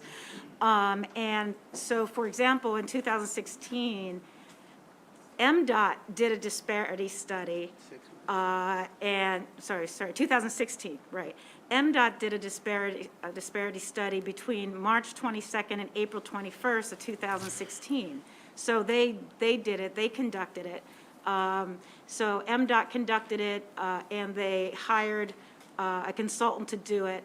And the question was, did they gather evidence to determine whether the state has a strong basis for implementing race and gender conscious contracting policies within a specific, so what the outcome of this would be, which I just think we already know, is that, so we wouldn't really need the study, but that perhaps there needs to be a specific kind of, hey, we're doing this general thing, and that's been a critique broadly, that we tend to be in the services side, the food, the catering, and not in the engineering and the design and all that. So I see very much where, I guess this is a, isn't it so, that what you would be asking is that, that the procurement rules around how you determine minority participation is specific to allow greater participation of minorities in this very, in this area. Is that right? Yes, it is. It is. Yeah. Okay. Thank you, Senator Washington. Senator Ellis? Madam Chair. Thank you, Senator Patterson, for your leadership in these issues, and it's a pleasure to serve with you in the Senate of Maryland, sir. And I have a question for Mr. Boyd. You mentioned, and we've spoken before these issues, and you mentioned that the numbers, but the orders that have been placed with you for your products. So those are orders from the casinos, correct? The 200, I think 200 cases? Yeah, and so those casinos are privately owned, right? They're state regulated, but privately owned. I'm sorry, They're state regulated, but privately owned. they're state regulated and privately owned. So do you think from your understanding, the state can basically give them guidance on who to purchase food and beverages from?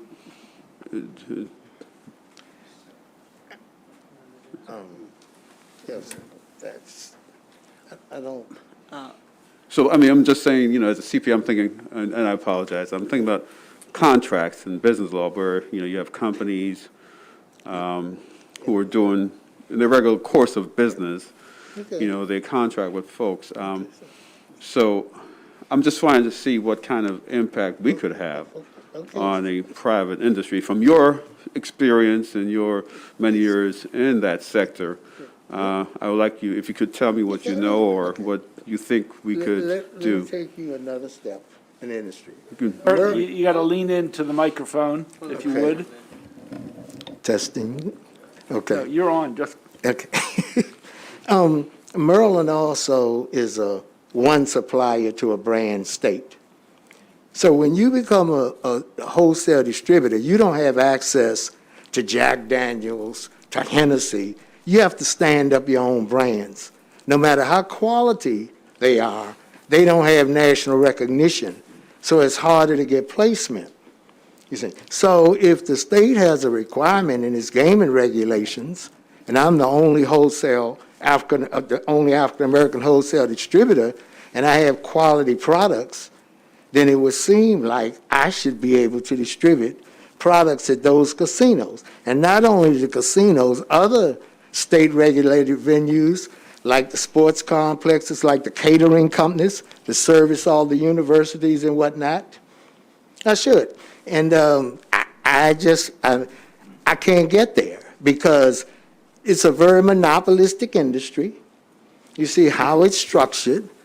It's just difficult. Okay, I see what you're saying. Thank you. So you're saying that in your industry, based on state law, there's one distributor for each brand, and that's it. And the state law determined that. Is that what you're saying? And that's a good law because it helps the state with tax revenue, coordinated, disallowing counterfeit type products. So, I mean, I'm not countering that, but that is a fact, and that's what it is. I don't have access to those kind of brands. I have to stand up my own, and have invested a lot of money in this business since I started. So I think that I started the business really because of the community benefits agreement that was established in Maryland, where a large percentage of services going to these, because it's starting with the MGM. That relationship alone would have made me sustainable. But after I got and started the business and made investments, I found out it didn't really have any teeth. It talks about goals and people self-auditing, but there's no way to really measure or hold anybody accountable. So maybe this study heads in that direction. Yeah, I see what you're saying. Thank you for that. So so you're saying that your inability to sell some of the premium brands, it doesn't hurt your business? No. I have, with Access, I have brands, great brands that I've been around a long time. I know my brands are sellable, they're likable, and if I had the opportunity to get them in there, they would say, I had the largest nightclub in Prince George's County some years ago. And I know that 80% of the people who came in there drank what we offered them. There's a facade that everybody wants this drink and everybody wants this. They may start with that, but once you get going, your bartenders and your wait staff control that. And some of the people will make your drink the go-to drink, if you got the opportunity. Well, Senator, we're going to move on. Okay, thanks. Okay, Yeah, appreciate that, yeah. we spoke, we had a long conversation in the fall.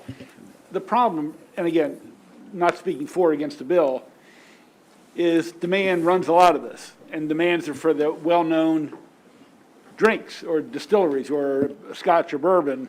And if you have some other brands that are not big-name brands and they're not being asked for, distributors are not saying, come to me and give me your product.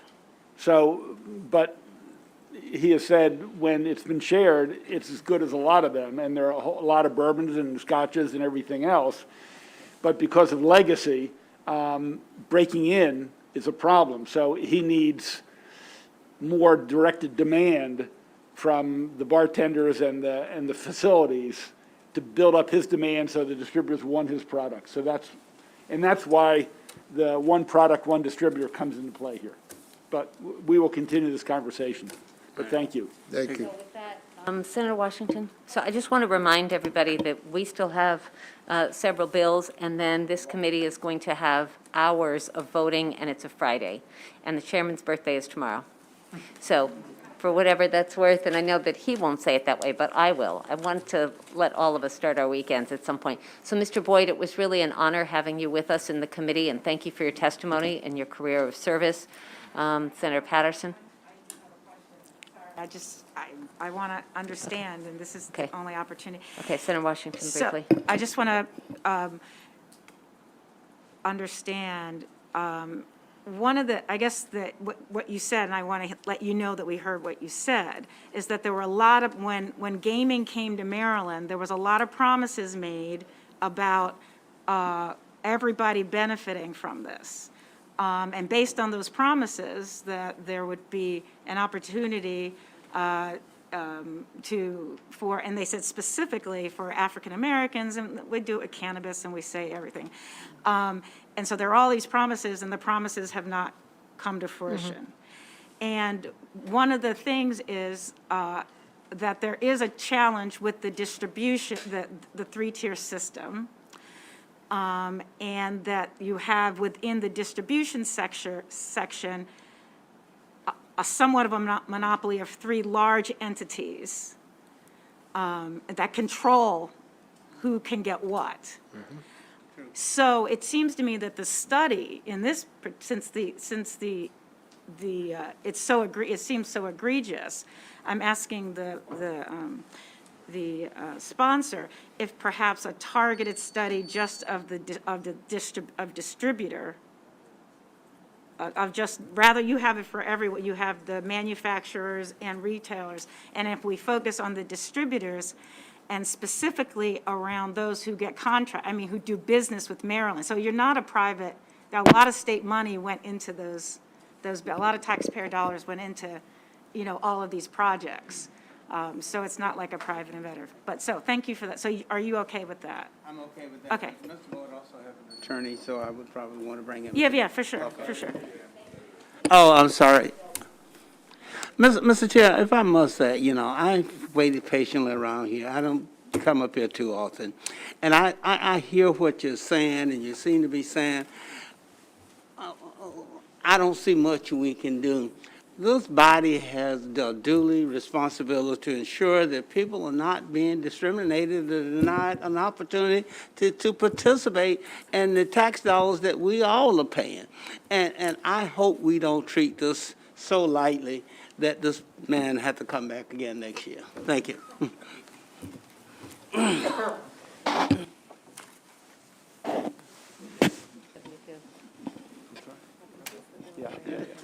We're moving to complete Senator Carrozza's last bill, then we go to Senator Hester, and then we're going to take together Senator McCrae's local bill and state bill.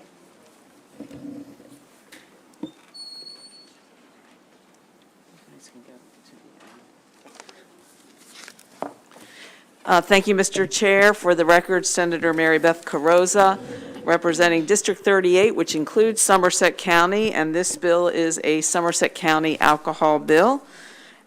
We present to you Senate Bill 495, which is Somerset County abolishment of the Liquor Control Board and dispensary system.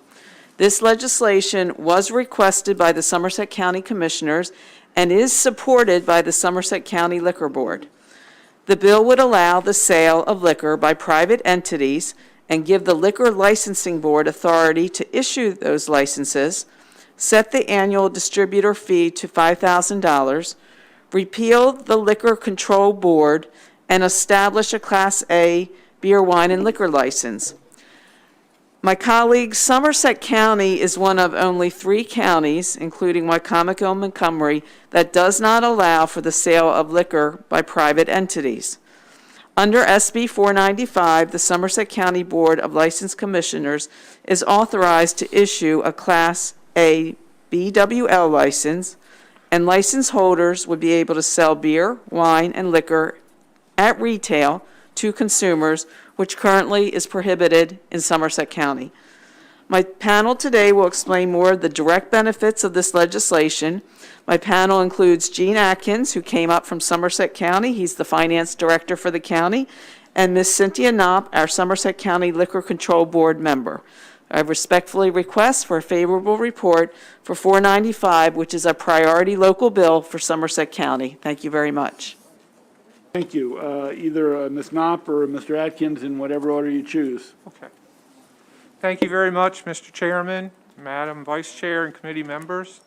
For the record, my name is Gene Atkins. I'm the Finance Director for Somerset County. I'm representing the County Commissioners here today who are strongly in favor of passing Senate Bill 495 that will abolish the Somerset County Liquor Control Board and dispensary system and establish a new $5,000 annual fee primarily for alcohol retail distributors. There are a lot of inventory and cash control issues involved in owning a liquor control board and dispensary system. Somerset County is one of only 3 remaining liquor control boards in the state. The Board of County Commissioners strongly feels the county should not be in the alcohol retail business any longer. The net fiscal effect to the county over a combined 5-year period, which I was required to calculate, shows a minimal net effect.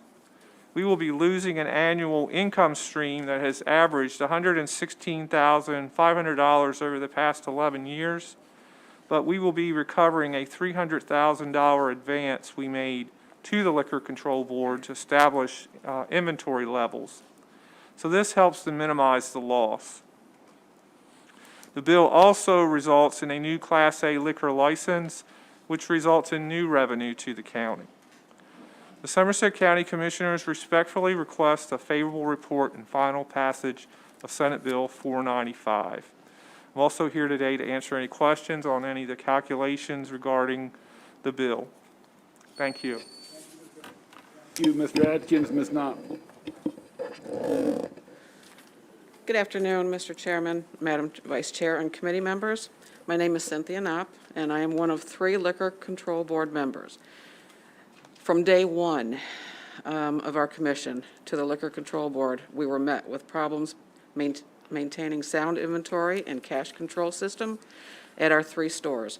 While we were successful in implementing new procedures such as bulk buying, resulting in increased revenue for the county, buying a new point of service system to maintain better record keeping and reporting, and implementing a wonderful surveillance system, we could never really resolve the inventory and cash control issues. We agree with the county commissioners' position to disband the Somerset County Liquor Control Board and dispensaries, and we are fully in support of passage Senate Bill 495. Thank you. Questions? Questions for any of the panelists? Seeing none, thank you all. Let us go. There's one opponent, Robert McIntyre.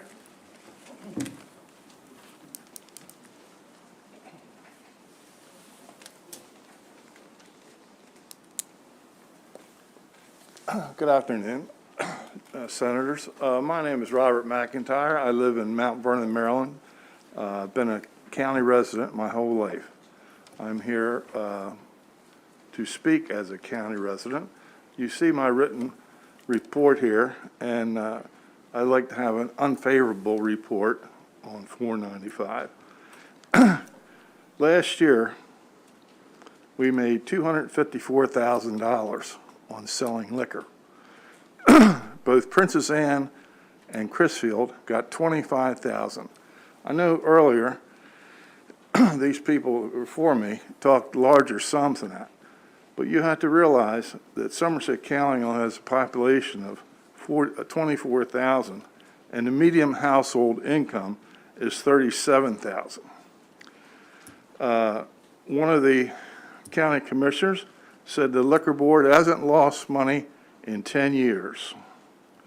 Another commissioner said that if they sold the license, they would possibly, because of the limited amount of people, not sell more than 5 licenses at $5,000. I understand Mr. Atkins talking about the 300 grand he's got in sales, in stock. My problem is Somerset County remains one of the poorest counties in the state. Every dollar of revenue is critical to Somerset County. County financial liabilities continue to rise, and we have to have this money. Persons in poverty in Somerset County are 22%. Now, this $254,000 seems like small change, but that's the last year. You have these people now buying liquor in our 3 stores. The Pocomoke store is very good because it's next to Virginia and Worcester County. It sucks off Worcester County and Virginia and helps bring money to the second poorest county in the state. Thank you, Mr. McIntyre, you're going to have to wrap it up. Okay, well, that's all I'm going to say, and I appreciate an unfavorable vote as a citizen of Somerset County. Thank you, sir. First of all, thank you for coming up to Annapolis. Questions for Mr. McIntyre? Thank you, sir. Thank you. Okay, that concludes the hearing on 495. We're going to go to Senator Hester. And Brad Rifkin, Kevin Addix, Jamie Winden. Mr. Chair, Ms. Winden had to leave. That's fine. I'm not upset we have fewer witnesses. I must admit, she's a very nice person, but anyway. Senator Fry Hester. Thank you, Mr. Chair, members of the committee. It's a pleasure to be here to introduce Senate Bill 476. For the record, Senator Katie Fry Hester. As you will remember from last year and the year before, our manufacturers, our brewers, and our distillers, pivoted their business models during the COVID-19 pandemic. And as last year, these changes that we granted them allowed flexibility to deliver their products directly to consumers and create new off-site and brewery special event permits. And manufacturers have depended on these changes during their pandemic to keep their doors open.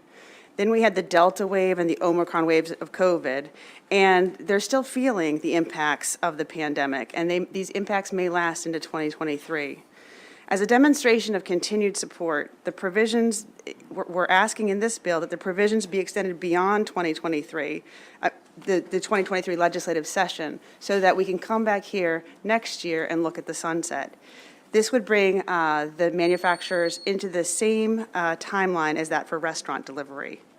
With that, I'll keep it short. I respectfully request a favorable report on Senate Bill 476. Simple bill asks for another 6 months, and I'll turn it over to the panel. Thank you, Mr. Chairman. For the record, Brad Rifkin on behalf of Maryland's breweries, wineries, and distilleries here today in support of the bill. And I want to thank Senator Fry Hester for her leadership and this committee for your continued leadership on these issues over the years. Certainly, this bill, which we believe is vitally important because the sunset as it exists today will end and terminate in December of this year. My client is very concerned that should there be another variant in the fall, that just doesn't present a good business for their interests moving forward. So extending the sunset to June of 2023 to match where the restaurants are, we just think is good policy. And then we can debate the issue in the 2023 General Assembly and determine whether or not we should extend it, whether it should frankly be permanent or not. And that's your public policy decision to make, and we'll make those arguments then. But just to have the privileges in place will be incredibly important for them. And lastly, you know, look, I've heard some of the other bills and some of the testimony from my colleagues who I have much admiration for and respect. And I was disheartened to hear comments that the Brewery Modernization Act was somehow our industry selling a bag of goods to their industry, and I just, it's just really troubling. Frankly, if we're talking about selling a bag of goods, when we hear from the other tiers on an annual basis on any piece of legislation we bring before this committee that somehow their businesses are going to go under. In fact, we heard it, and I know Kevin, Mr. Addicks next to me, heard it in 2011 with respect to direct shipping, which, by the way, direct shipping is permitted for wineries and has been for over a decade. We heard it with the Modernization Act, and we heard it specifically with our franchise reform.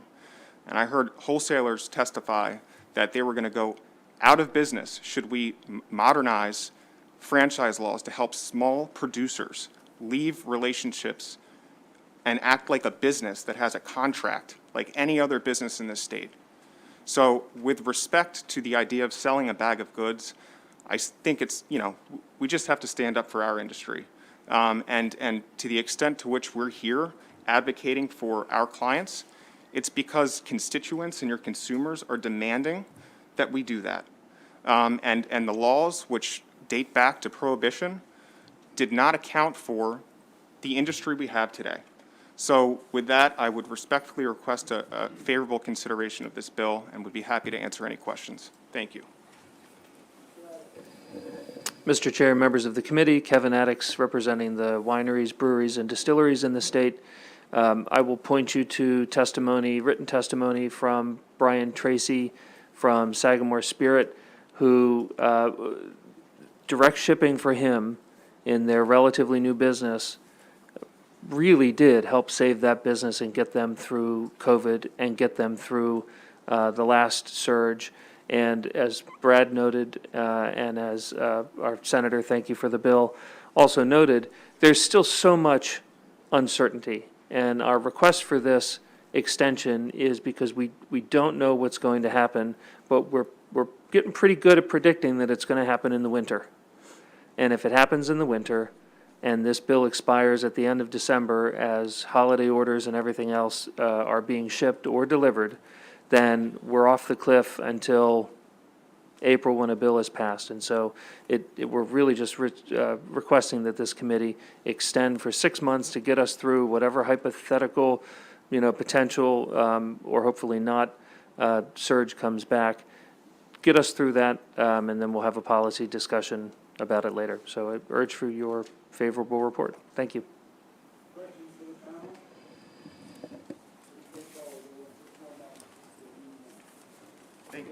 Thank you. You all, thanks for your patience and staying.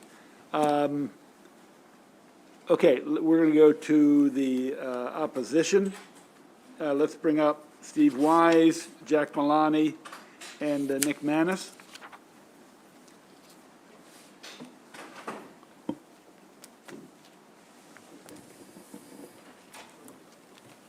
Thank you, Mr. Chairman. Steve Wise on behalf of the Maryland State Licensed Beverage Association. I know this bill is fresh in the committee's mind. As the senator said, this was just passed last year, and I recognize fully that this is a 6-month extension.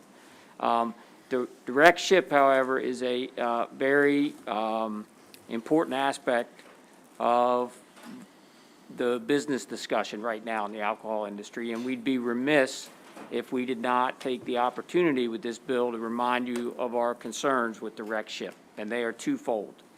Number one, our members are brick and mortar stores. Every day they open, a liquor inspector, a police cadet, any law enforcement official could come in and attempt to make an underage purchase. With direct ship, where UPS or FedEx or some other third party is dropping a box at the front doorstep of any household in your district, there is none of that enforcement. And that's not a slight to the Alcohol and Tobacco Commission or any of your local liquor boards. The resources required for that are really unbelievable to be able to effectively enforce that. But it is not an equal playing field when it comes to that. We face it every day. There's really no threat of it on the direct ship side. Number two, and we said this last year and it remains true today, there is a tremendous amount of federal litigation around the issue of can you do things for Maryland manufacturers that you don't do for out-of-state manufacturers. So while this bill and this policy, going back to the executive order when COVID first hit, were targeted towards Maryland manufacturers, the question remains, how long can you leave it at just Maryland manufacturers? And when do these court cases get decided that may say to you, you can't have a different standard for your Maryland manufacturers versus every manufacturer in the country? So those are our two concerns. We appreciate you hearing, and I'm happy to answer any questions.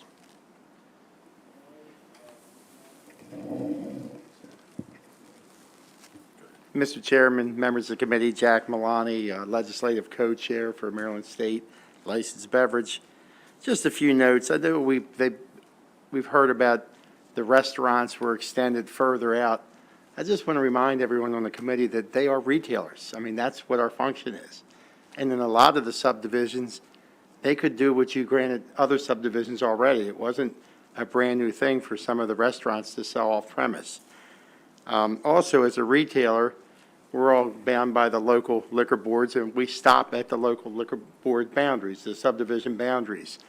So it's almost, during the pandemic, everyone was very much in favor of helping everyone. But at some point in time, our concern is this is going to be leading to talks of this becoming permanent, and you've created a situation where the retailers have less retail privileges than the manufacturers in the state. We can't ship, we have to have our own personnel deliver it, and we can only do it in our own counties. So we just want to make sure people understand that, and, you know, our things are, we know when we get in this business what we're getting into, and I think during the pandemic, everyone was willing to do whatever to help people out. But again, our concern is this is going to be going on too long. I have instances now of product that I can't get into my retail store from a supplier because they're selling it direct. They don't have enough for us. So my customers at times are telling me they're just going to getting it from the brewery or having it shipped. I check with some members that have some spirits that their customers have told them they're just having it shipped to them from the manufacturer. And I don't think that was the intent when everyone was trying to help out during the pandemic. At least I hope it wasn't. Thank you.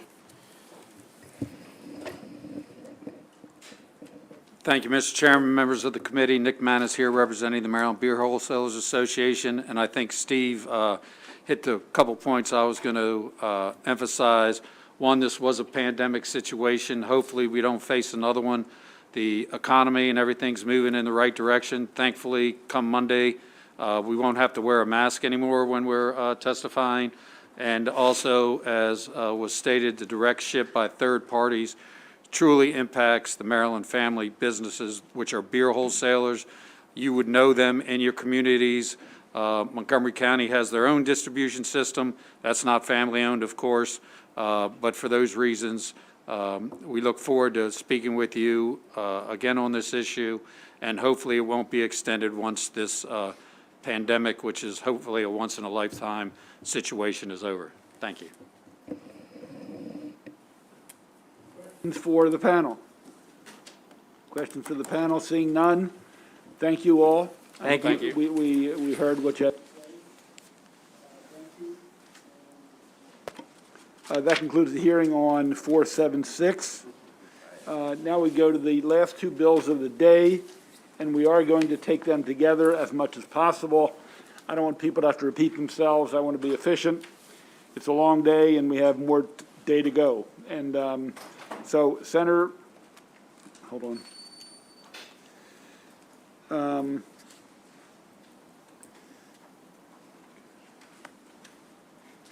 Since Mr. Pica and Shelby Kemp are on both bills, if we can, could you present both of your bills, Senator? Yep, I know I got a sponsor panel, Sarah Price, Right, I'm going to call all them. All I'm saying is, can you, at the end of speaking about 603, the statewide, can you mention the local bill?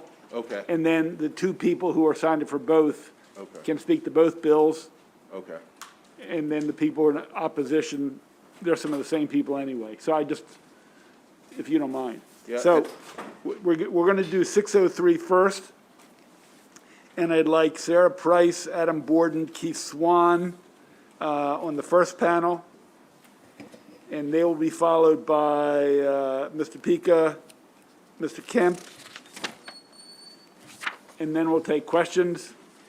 And we're going to do both bills. We're starting with 603, but at the end, the good senator will speak about the local Baltimore City bill on the very same topic.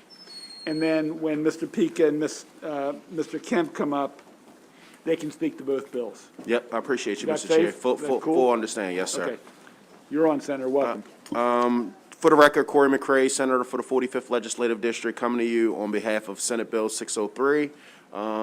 This bill is pretty simple. I think that I will not belabor you all too long because you heard the issue last year and the challenges that we had in my respective community last year. This is an avenue to try to take a path a little bit different. Obviously, it didn't work out at ECM, and I don't think it was the posture of this body in reference to moving that direction. We're simply asking for this to be able to have the opportunity to go before the voters in the November election that takes place from that standpoint. This is already offered in 40-plus states, the opportunity to get beer and wine, possible economic driver, and possible game changer for a number of our neighborhoods. Mr. Chair, Senate Bill 618 is simply the local version. So let's say that the body did not think that the statewide opportunity was supposed to be there. 618 is specifically just focused on Baltimore City and still being able to put it before the voters in Baltimore City. Really was succinct, Senator. Thank you. I think I had Sarah Price as the first witness, considered the lead witness. Yeah, thank you. Yep. Thank you, Mr. Chair. Good afternoon, honorable members of the committee. My name is Sarah Price, here on behalf of the Maryland Retailers Association. I would like to thank our sponsor for bringing this issue forward again. I will be brief because, as Senator McCray mentioned, you have heard this issue before. We are in strong support of this bill, which would allow grocery stores, food retailers, and, if referendum passed, if you develop regulations, it would allow grocery stores to sell beer and wine in Maryland. We believe that this could bring about, great economic change for some of Maryland's districts. It would incentivize grocery stores to locate in certain geographic areas that may not have otherwise been supportive for them. I will remind you that grocery stores operate with the lowest profit margins in the retail industry, typically at about 1% to 3%. And anything that we can do to allow them to sell, a wider variety of profitable items could help make a difference to their bottom line and offset the operating costs to open up in an area where they may not have otherwise seen a reasonable level of revenue. We are this year asking only that you allow Marylanders to voice their opinion on this issue.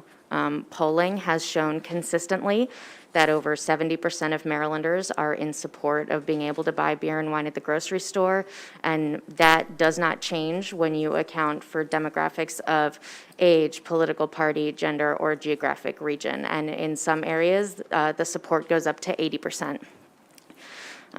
You have allowed Marylanders to voice their opinion on a plethora of other issues on the ballot, from sports betting to marriage equality.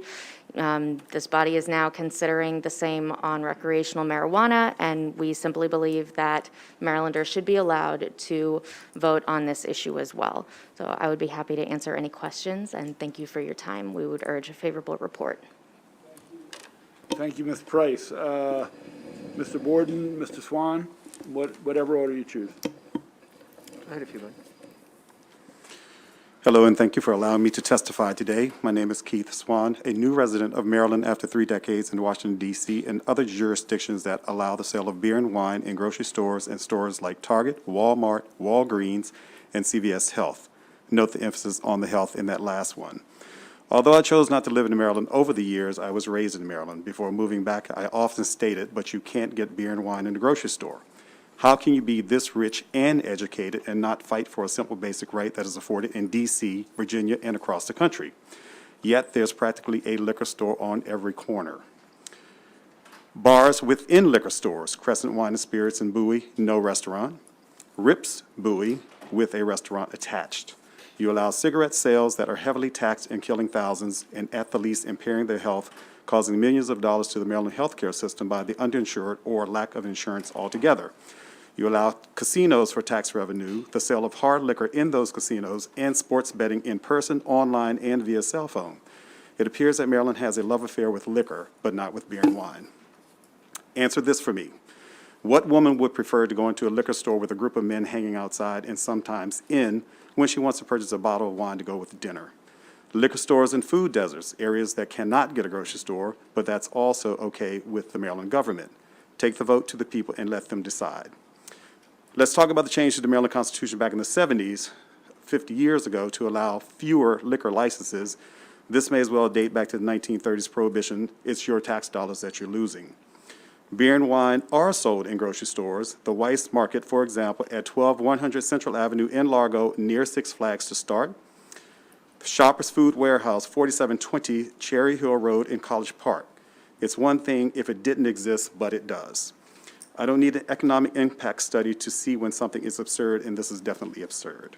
As stated, there's a liquor store on practically every corner in the state with flashing lights to pull you in. Let the people decide in a vote. Please contact the Maryland Retailers Association for more information about the impact study. Thank you for the opportunity to speak. Please vote in favor of SB 603. Thank you. Thank you, committee, for letting me be here today, and to Senator McCray for his leadership on this issue. I wanted to bring up 2 points to the committee. First revolves around the issue of representation. As Sarah mentioned, between her organization and ours, we've conducted 5 statistically valid statewide polls through reputable polling companies to ask people of all political persuasion, age, gender, and any other slice and dice that you would like to understand how they feel about this. I'd like to compare that to some of the opponents who are going to be here today. Of the 1,896 off-premise licensees in Maryland, we estimate that the Licensed Beverage Association represents at most 15 to 20% of those stores. In my mind, that does not represent a plurality or a majority, while our polls do. I would encourage this committee to verify that number with their representative, but that is our estimation of what they represent of the in-state stores. The second piece that I wanted to bring to your attention is that unlike the prior legislation, this should be a slam dunk. We are very blessed to live in a representative democracy, something I certainly don't need to remind you. Asking the voters to weigh in on an issue of political importance while leaving to all of you the ability to craft consensus legislation after the referendum becomes clear from the voters is exactly the type of opportunity you want. That's exactly how you moved forward, as Sarah said, with sports wagering, with same-sex marriage, and many other issues of social importance. We would urge you not to focus on the effects that this may have down the road, because you are all empowered to figure out how to build consensus legislation once the electorate is asked. Thank you.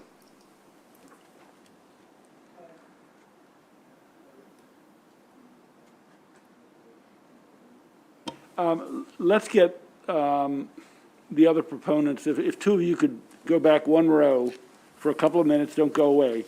Let's take the other 2 proponents, then we'll open up the questions for the sponsor and the panel. I think I have Mr. Peake and Mr. Kemp. I'm sorry, Ms. Kemp. I apologize.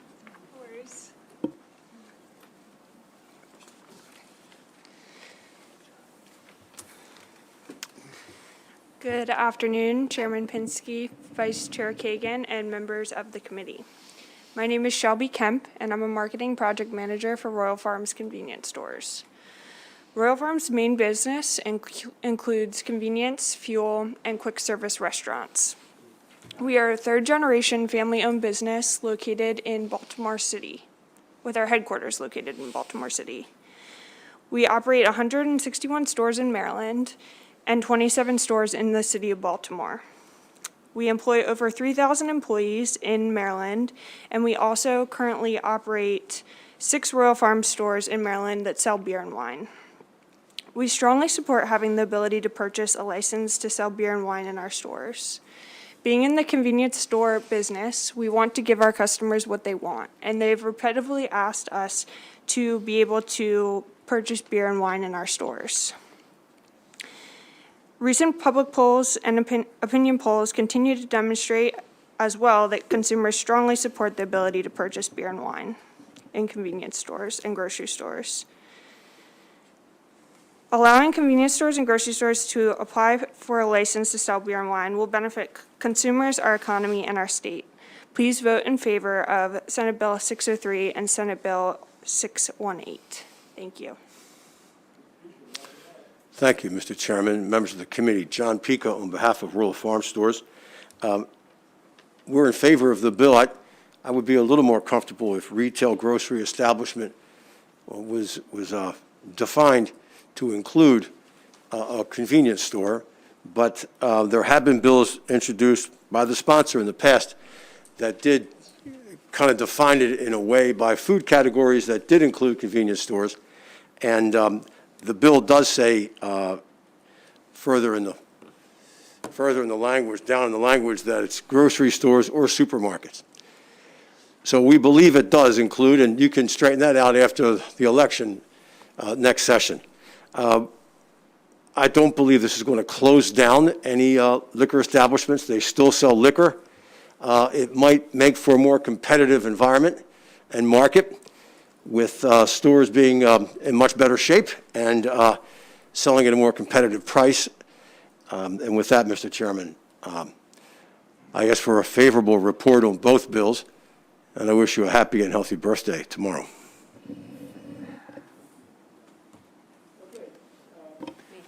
I'm sorry. We're going to direct questions to any of the panelists. Obviously, we're going to start with the Vice Chair, and then Senator Gallion, then I think Senator Ellis. Vice Chair. Thank you, Mr. Chair.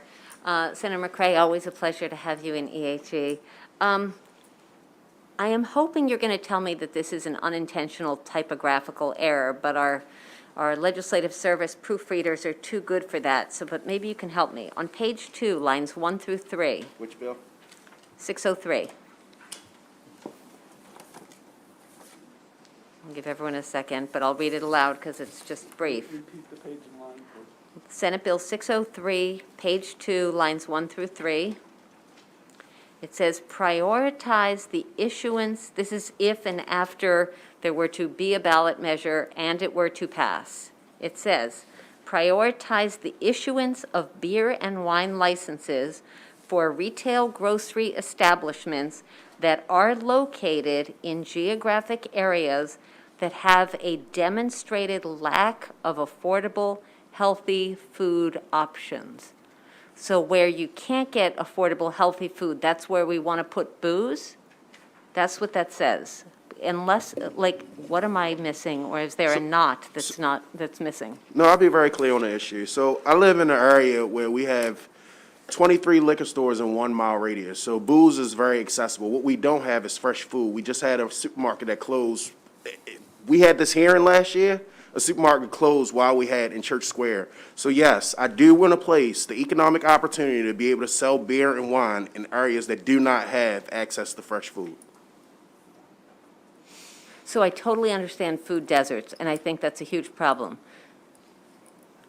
I guess I'm just not understanding then how that helps the community or grocery stores or small locally owned business. I mean, I'm sorry, I'm just not understanding that enough. So I don't know how to be a little bit more clear, but last year we had the Klein folks that owned the supermarket right there. He talked remember about you the talked basket about- levels. It was a significant amount of questions that was asked. But he does business in urban jurisdictions that have challenges, access to fresh food, but he also did business in the county. He went through specific drivers in reference to, there are many more trips that are made in an urban jurisdiction because the income isn't the same in a jurisdiction that may have a little bit more plethora of dollars within their pocket. So the economic activity from beer and wine, because it's more accessible, has that opportunity in these areas that don't even have the opportunity to have fresh food. Okay, may I speak to that briefly? You may, but we're not going to have a lot of speakers respond to each question, but we'll Of let course. you proceed, ma'am. Thank you. So the intention that we had behind prioritizing areas that are underserved with fresh food is that by allowing food retailers to sell beer and wine, which they are a more profitable item, this would bring in more revenue generally to the store to help offset some of the other operating costs where, a store may not be located in that area because the economic prediction is that they wouldn't be able to bring in enough revenue to stay open. Whereas, if they have the ability to sell more profitable items, then that can help with the overall operating costs to help them to stabilize and remain in that area.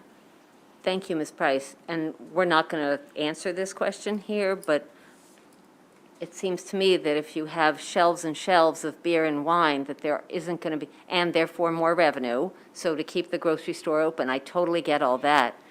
How does that save room for avocado and bananas? So we're not talking about, we're not talking about a small-scale convenience store in this specific case. Have you been to the Shoppers in College Park? Yes, Yeah, so actually. the beer and wine section is, maybe the size of the opening in the center of the room here. And then otherwise, it is a full-size, full-range grocery store. But that assumes, and again, we're not going to litigate this bill, but it's an enormous place on a major intersection. Right. Not every store is that, and the bricks and mortar don't necessarily get pushed out. Right. And so there's the opportunity cost that if you have beer and wine, that there aren't as many, there isn't as much shelf space for good choices. Anyway, but thank you, Mr. Chair. I wanted to double back. So like the places that were losing the supermarket were supermarkets at one time. Like they have the square footage to be there. They're just moving out of the respect. The place in Church Square was a supermarket and several groups have been there.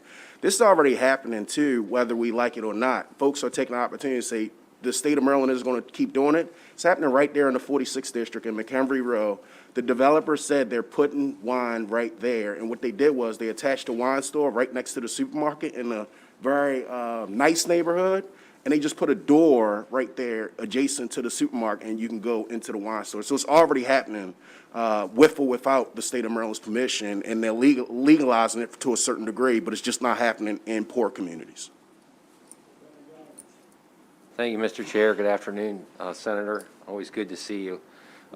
I appreciate it was brought up earlier that, we have a representative republic. We're not a direct democracy where our citizens vote on every single issue. So, this is my fourth year on this committee, and I know in previous years there was legislation to make this change without a referendum. Why the change now to go the referendum route? Just because just didn't have success for so many years doing it directly, and now you're trying to go a different route?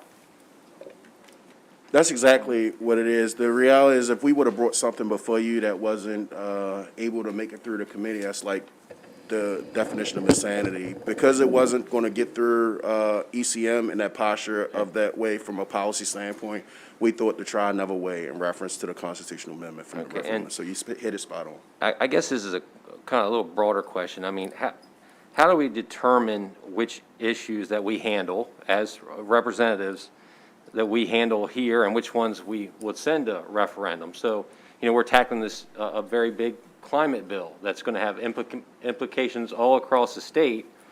I mean, is that something that we should say, well, we could get the guardrails in line, but then we'll send that to the voters? I think that one of the things you try to figure out is if a bill is introduced And if folks are amenable to some type of changes, or you'll typically say, hey, what gets this in a position where you would be able to be supportive of it? I think that when we brought that bill forward last year, that just wasn't the posture, that folks was just like, look, I just philosophically don't do with that respective bill. So it's no way in that respective term, unless the pieces change, which is the senators and delegates, would you be able to get something through like that? So one of the things that folks may be amenable to is if they say, hey, it may be put to the voters, maybe that's a different opportunity to change from that standpoint. So I wouldn't want to, I think it's a little bit disrespectful to bring the same bill that wasn't going to make it pass, especially if the folks were not in the posture to even entertain something that would make it agreeable for them. And do you know, when's the last time a referendum question actually failed that was on the ballot? Have they ever failed, any of them? I mean, I think almost you get to that point, I don't know of any that have failed in recent history. I think if you get to that point, it's almost a guaranteed passage, so it's maybe a way around. But just one last question, if I could, Mr. Chair. We talk about, this is all about the statewide bill. I'm not, right now asking any questions about the local bill. I should have said that to start with. So once again, on the statewide bill, we're talking about the need for folks to have good, healthy, fresh food. And in my part-time job with the county, we have a senior coupon program that encourages people to, senior citizens to buy local produce and whatnot. So kind of in that vein, if a local farmer has a produce stand, but they also have a on-farm brewery, should they be able to sell their beer at the produce stand, hoping that somebody would buy healthy foods there because they also have the beer there? I think these are all incredibly thoughtful and insightful questions. And as I said in my testimony, we defer entirely to you and your colleagues on how you want to build consensus legislation that addresses all of this. As Chair Wilson said in January, of issues of great social importance, he looks to the electorate to provide the proof that this is an issue that the citizens care enough about to vote on. And if we say yes, then you as legislators know how to address all of these issues. Putting it to the voters should be a relatively straightforward answer. You can address whether the farm stand is allowed to sell beer or not allowed to sell beer. You can put in a limitation, for example, on the number of new licenses issued. You can do all of that, but you can't do any of that if you don't have the first step, which is the referendum. Thank you. Yeah, thank you, Mr. Chairman. Thank you, Senator McCray, for this bill. I mean, there's no greater champion for the constituents. I mean, you just look for solutions to problems that exist, and I really admire that. And I have a question to the rural farms and then to the industrial representative. So you said you have like 22 stores in Baltimore City? We have 27. 27 stores. Yeah. 27 stores. 27 stores. And are they like profitable? The stores as a whole? In Baltimore, yeah. You have 27 stores in Baltimore. Yeah, I mean, because, we wouldn't keep a store open if it wasn't profitable. yeah, and so, I mean, you all have the best fried chicken there, you know. I love stopping by. Still, you almost forgot? No, you can't forget that. I mean, great fried chicken, and of course, you sell, mostly all your stores sell gas, or some don't? A majority do, but we do have stores that Yeah, don't. okay. So people eat fried chicken, people buy gas, you make a profit. And so thank you for confirming that. So my question will to the industrial representative. Supermarkets, people eat every day. People have to eat.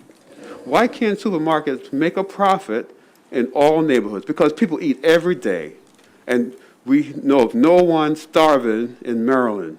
So why can't the industry, supermarkets, Giants, Safeway, whatever, open up stores in these neighborhoods and take care of people's needs and feed them good, healthy food? And why do you come to us that you need to sell liquor in order to feed and hold open stores in certain poor neighborhoods? Senator, may I answer that question? Well, I asked the industrial representative, sir. I mean, every area is going to be different insofar as the type of market that it's serving and the types of things that are going to be sold and what the overarching store thinks that they can sell. As far as why we think we need to bring alcohol to do that, we're not trying to say that this is the only solution to food deserts. We just think that this is a creative solution to, add another tool to that toolbox. It is one way that stores can increase revenue. And I mean, the operating cost of a store can vary from anything from the local minimum wage to the local property costs, property taxes to, if they need to have certain types of security, if certain types of environmental issues are put in place where they need to put, fees on certain items or hold other items. So, I mean, it really just depends on the jurisdiction, so. So all those problems will go away if you can sell alcohol while you sell food? They will not all go away. That's not a promise I'm trying to make, but it is just an opportunity to have increased revenue to help provide additional funds to address all of those other issues. So you're saying there's a greater need for profit in poor and black neighborhoods than in white neighborhoods, because everyone needs food to eat. Everyone have the money in America to buy food, and whether it's through their work or through retirement or through SNAP or anything like that. So Isn't that so? Isn't that so? So, okay. yeah. Thank And you. so the thing is, this is a big issue, even in my county, Mr.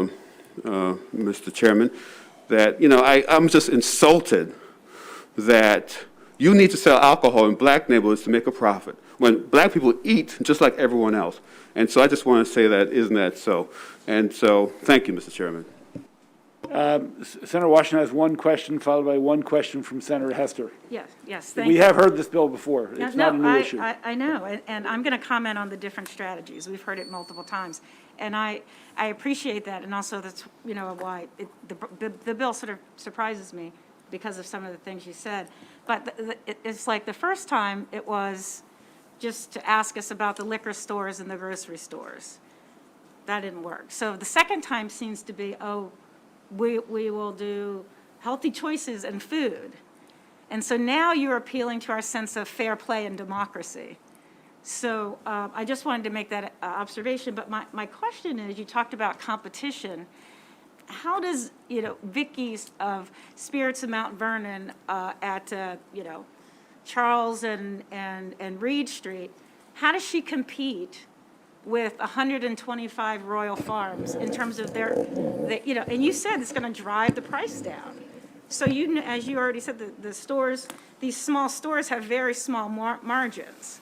So how is that not going to affect and perhaps close down a number of our local stores? Senator, on behalf of Royal Farms, there's never been any real proof that the ability of convenience stores or grocery stores to sell beer and wine is closing down stores. There's no proof. 47 states do this. I asked about the Well, I think margins. it creates for a better marketplace, just like it does in any other type of industry.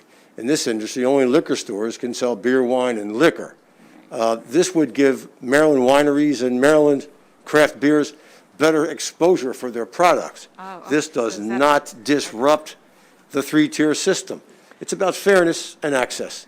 So next year, the bill will be about making a better platform for small beer and wine. Access. Just thank you. I would say, Senator Washington, Vicky is an entrepreneur.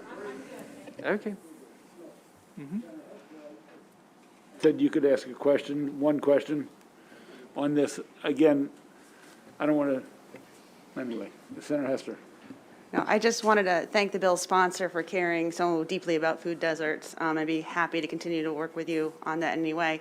I was just curious that there's something called the Baltimore City Urban Grocery Fund and the Baltimore City Urban Grocery Improvement Fund. And I'm just wondering if those, if this panel is familiar with those and if they have any suggestions on how to make those things better.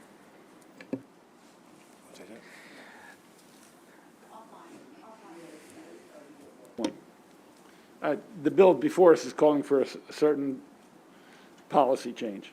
I mean, I'm sure they'll say, yes, we should increase the fund, but the bill is before us, and that's what they're promoting. And on that note, because this is the end of the proponents, and we'll hear from the opponents, we had the same conversation in Prince George's County. And we have an economic development fund. And for many of the reasons discussed today, I understand some supermarkets have a thinner margin in poor urban areas. I understand that. But there might be another path of, if they need an extra margin, instead of using the incentive of alcohol, to maybe the city or the county has to have them open up their books, and if they say they need $2 million or $4 million, rather take it from tax money rather than throwing more alcohol into poor communities. So there are a lot of ways to address the problem. The question is selling more alcohol or addressing food deserts, and they might not be the same solution for each problem. So, and again, that falls under, isn't that so? Thank you, Senator. Mr. Chairman. Now, we're done with the proponents. We're going to move to the opponents. I just want to ask, did Ms. Kemp and I also testify on the city bill? I thought you did, but you can take a That's minute fine. on No. that, because I combined them, John. So Yeah, that's fine. obviously, your testimony on one is on both. Thank you, sir. Thank you. Okay. Let's go to the opposition. And that is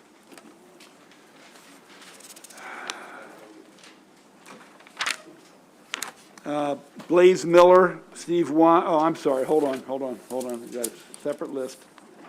Remy Eck, Steve Wise, Jack Malani, Ashok Kavi, I guess will be the first panel. Then we'll move to Gerald Cole, Nick Manis, Kim Lawson, Jimmy Spiropoulos. Welcome, Ms. Spiropoulos, and Blaze Miller from Prince George's County. So if the other folks are in the standby in the batter's box, we'll move ahead. And again, folks, let's be additive, not repetitive, for those 6 or 8, 9 people we have coming up. Jack, Steve, whoever wants to start. Thank you, Mr. Chairman, and I just want to say Ms. Eck contacted me today. She's not going to be here at the hearing, but she did submit written testimony. So I'll begin, and I'll be very brief because I think a lot of the questions brought out the full issue. And I'm going to just address the one issue of the referendum question.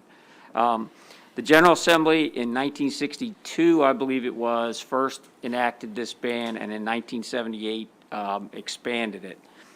And so the General Assembly acted in this area to set up this prohibition.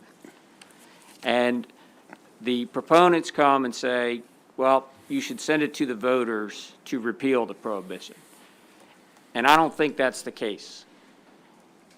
The General Assembly put it in place, and it should be the General Assembly that walks it back or repeals it. And why is that? Because it's not as simple as a 2-line or 3-line question. There are a lot of surrounding issues around this. What happens to that beer, wine, and liquor store that's right next to the supermarket when a referendum passes or when a referendum goes on the ballot?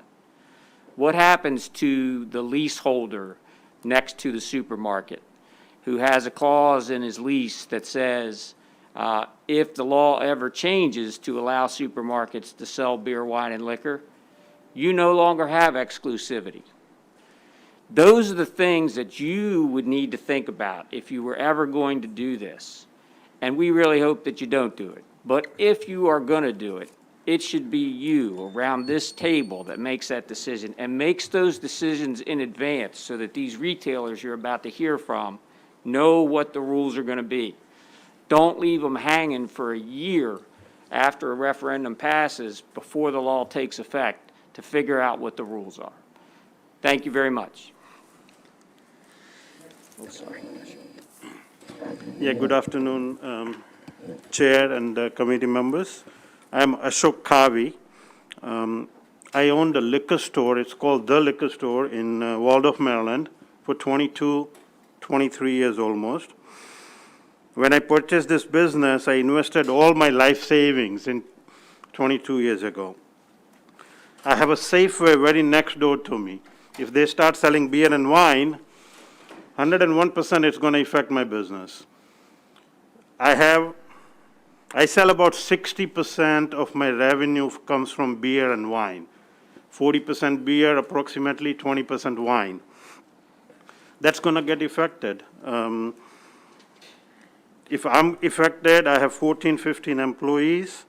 I'll have to those employees will be affected, maybe cut down on payrolls or whatnot. So I request you guys to vote against this bill and let small business stay in business in state of Maryland. Thank you. Madam Vice Chair, members of the committee, Jack Milani, Legislative Co-Chair, Maryland State Licensed Beverage. Just going to try to hit some different points.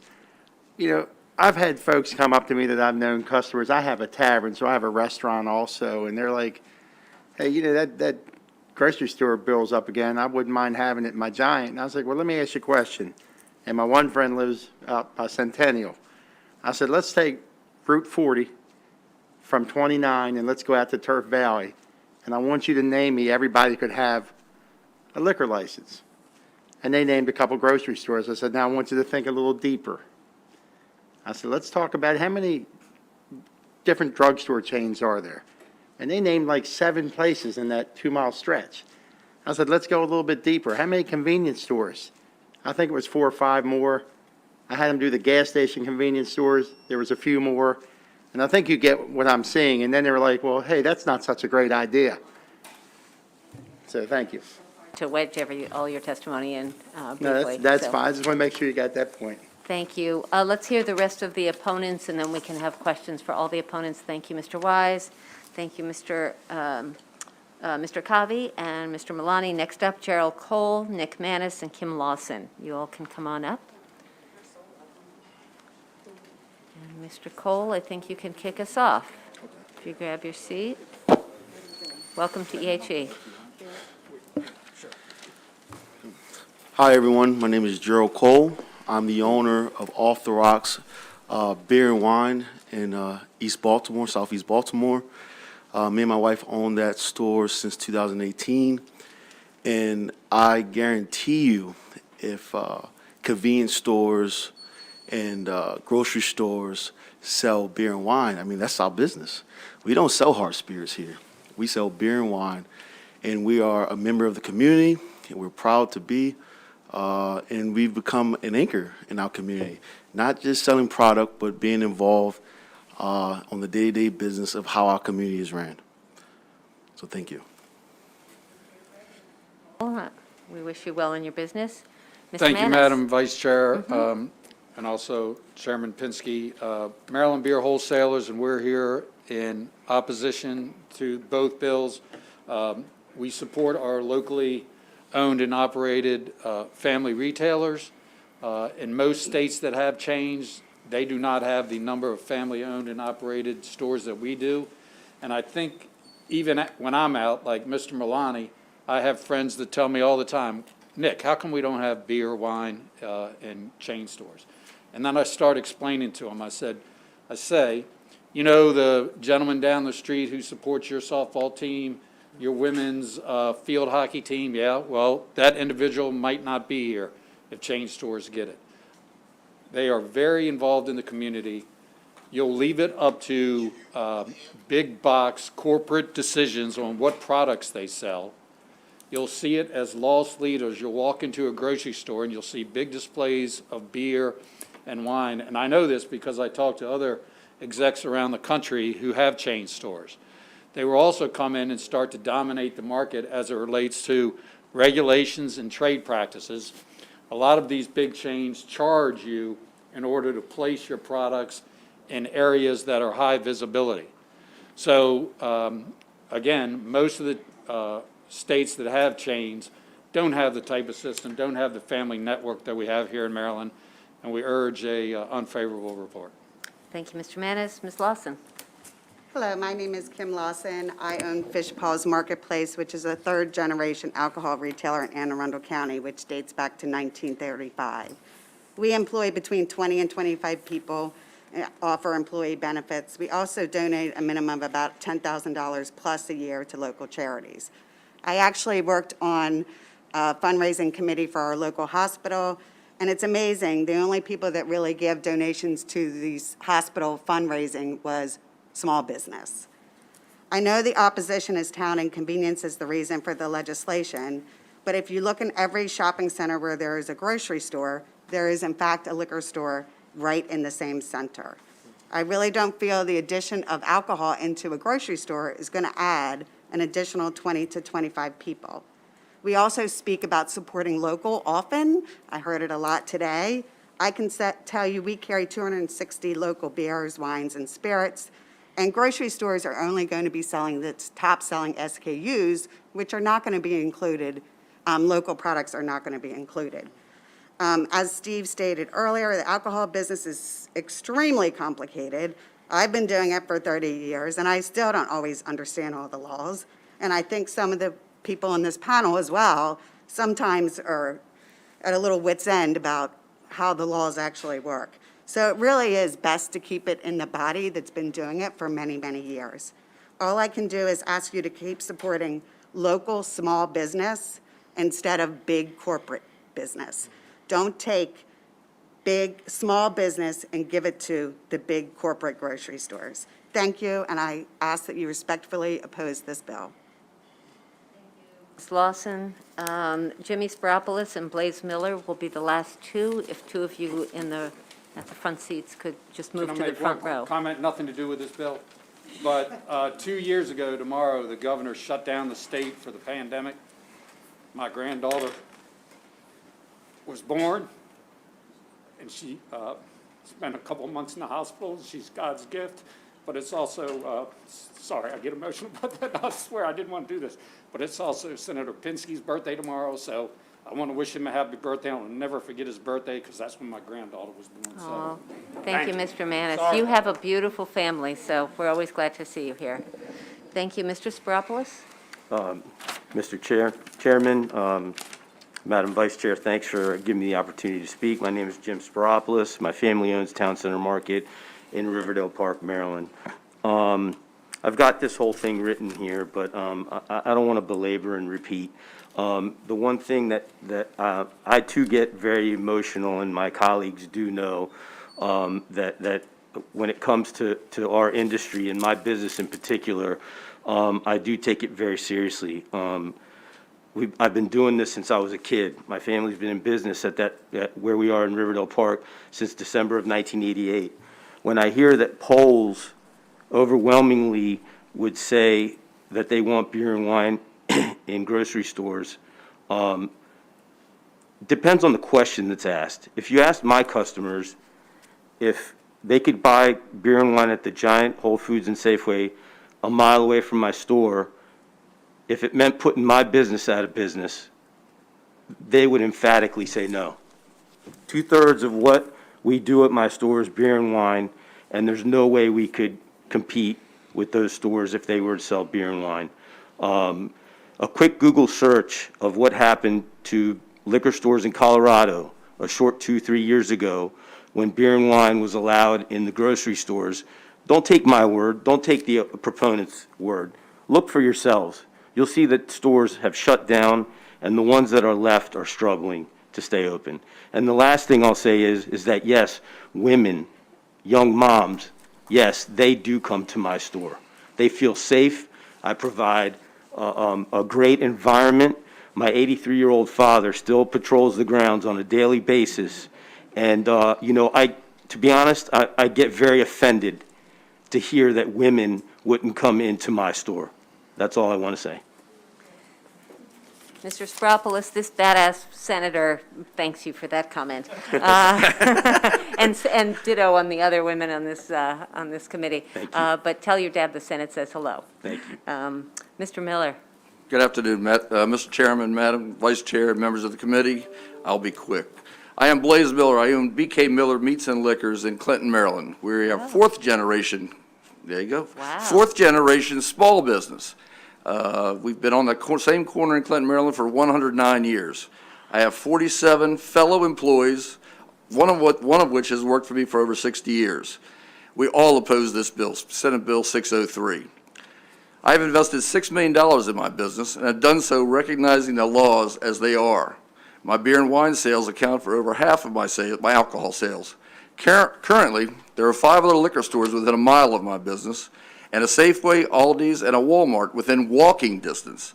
In February, an article in the Progressive Grocer, because I do have beats, I look at the grocery stuff, which is a grocery publication, Amazon Fresh, which is going to be the new kid in town, has just instituted a new technology called JWO. That stands for Just Walk Out, which enables the customer to avoid the checkout line completely.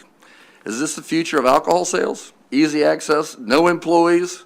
Should alcohol be that convenient?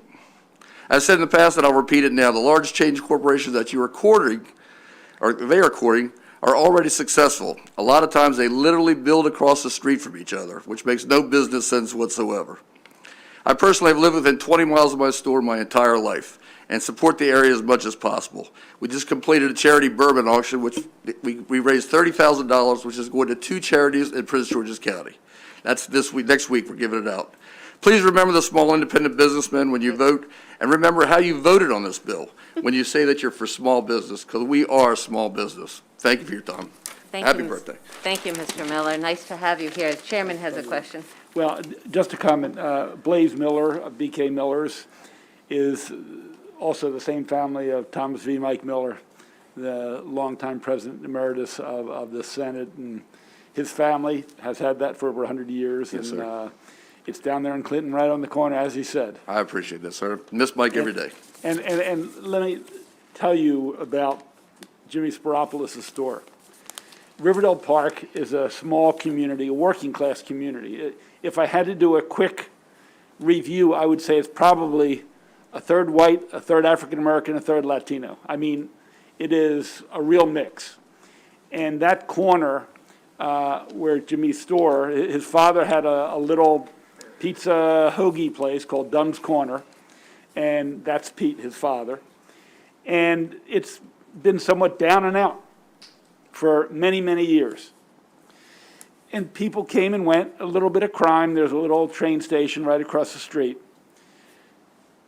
Pete, his brother, and his father invested money and took an old credit union, I think it was a credit union, and made it into, it's a pretty eclectic place. It's got beer and wine. It has food. It has some check cashing. They have like 20 types of beer. And on a Friday afternoon, outside or inside, you've got all kinds of people not knowing who it is. You know, I found some of my former students from Fairmont Heights who are now 50 and whatever. I run into them there. And so he has reinvigorated this area. And again, it's a working class area. I mean, this is not highly gentrified, maybe a little bit. And he has a store that, as was said, you don't know who's coming in the door. And it could be, you can hear multiple languages going on.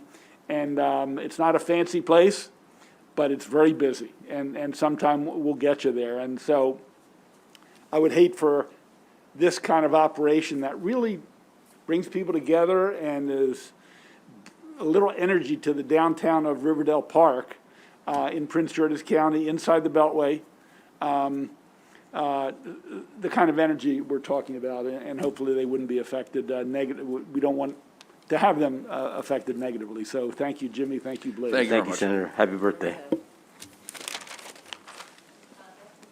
The unfavorable witness testimony. Do people have questions for the opponents? Seeing none, that completes the hearing on Senate Bill 603. Thank you all. Okay. Thank you all for attending today. We are taking a 5-minute break. Do not go to your offices, please. There are some sandwiches, there are some snacks, there's a lavatory. Stretch, 5 minutes.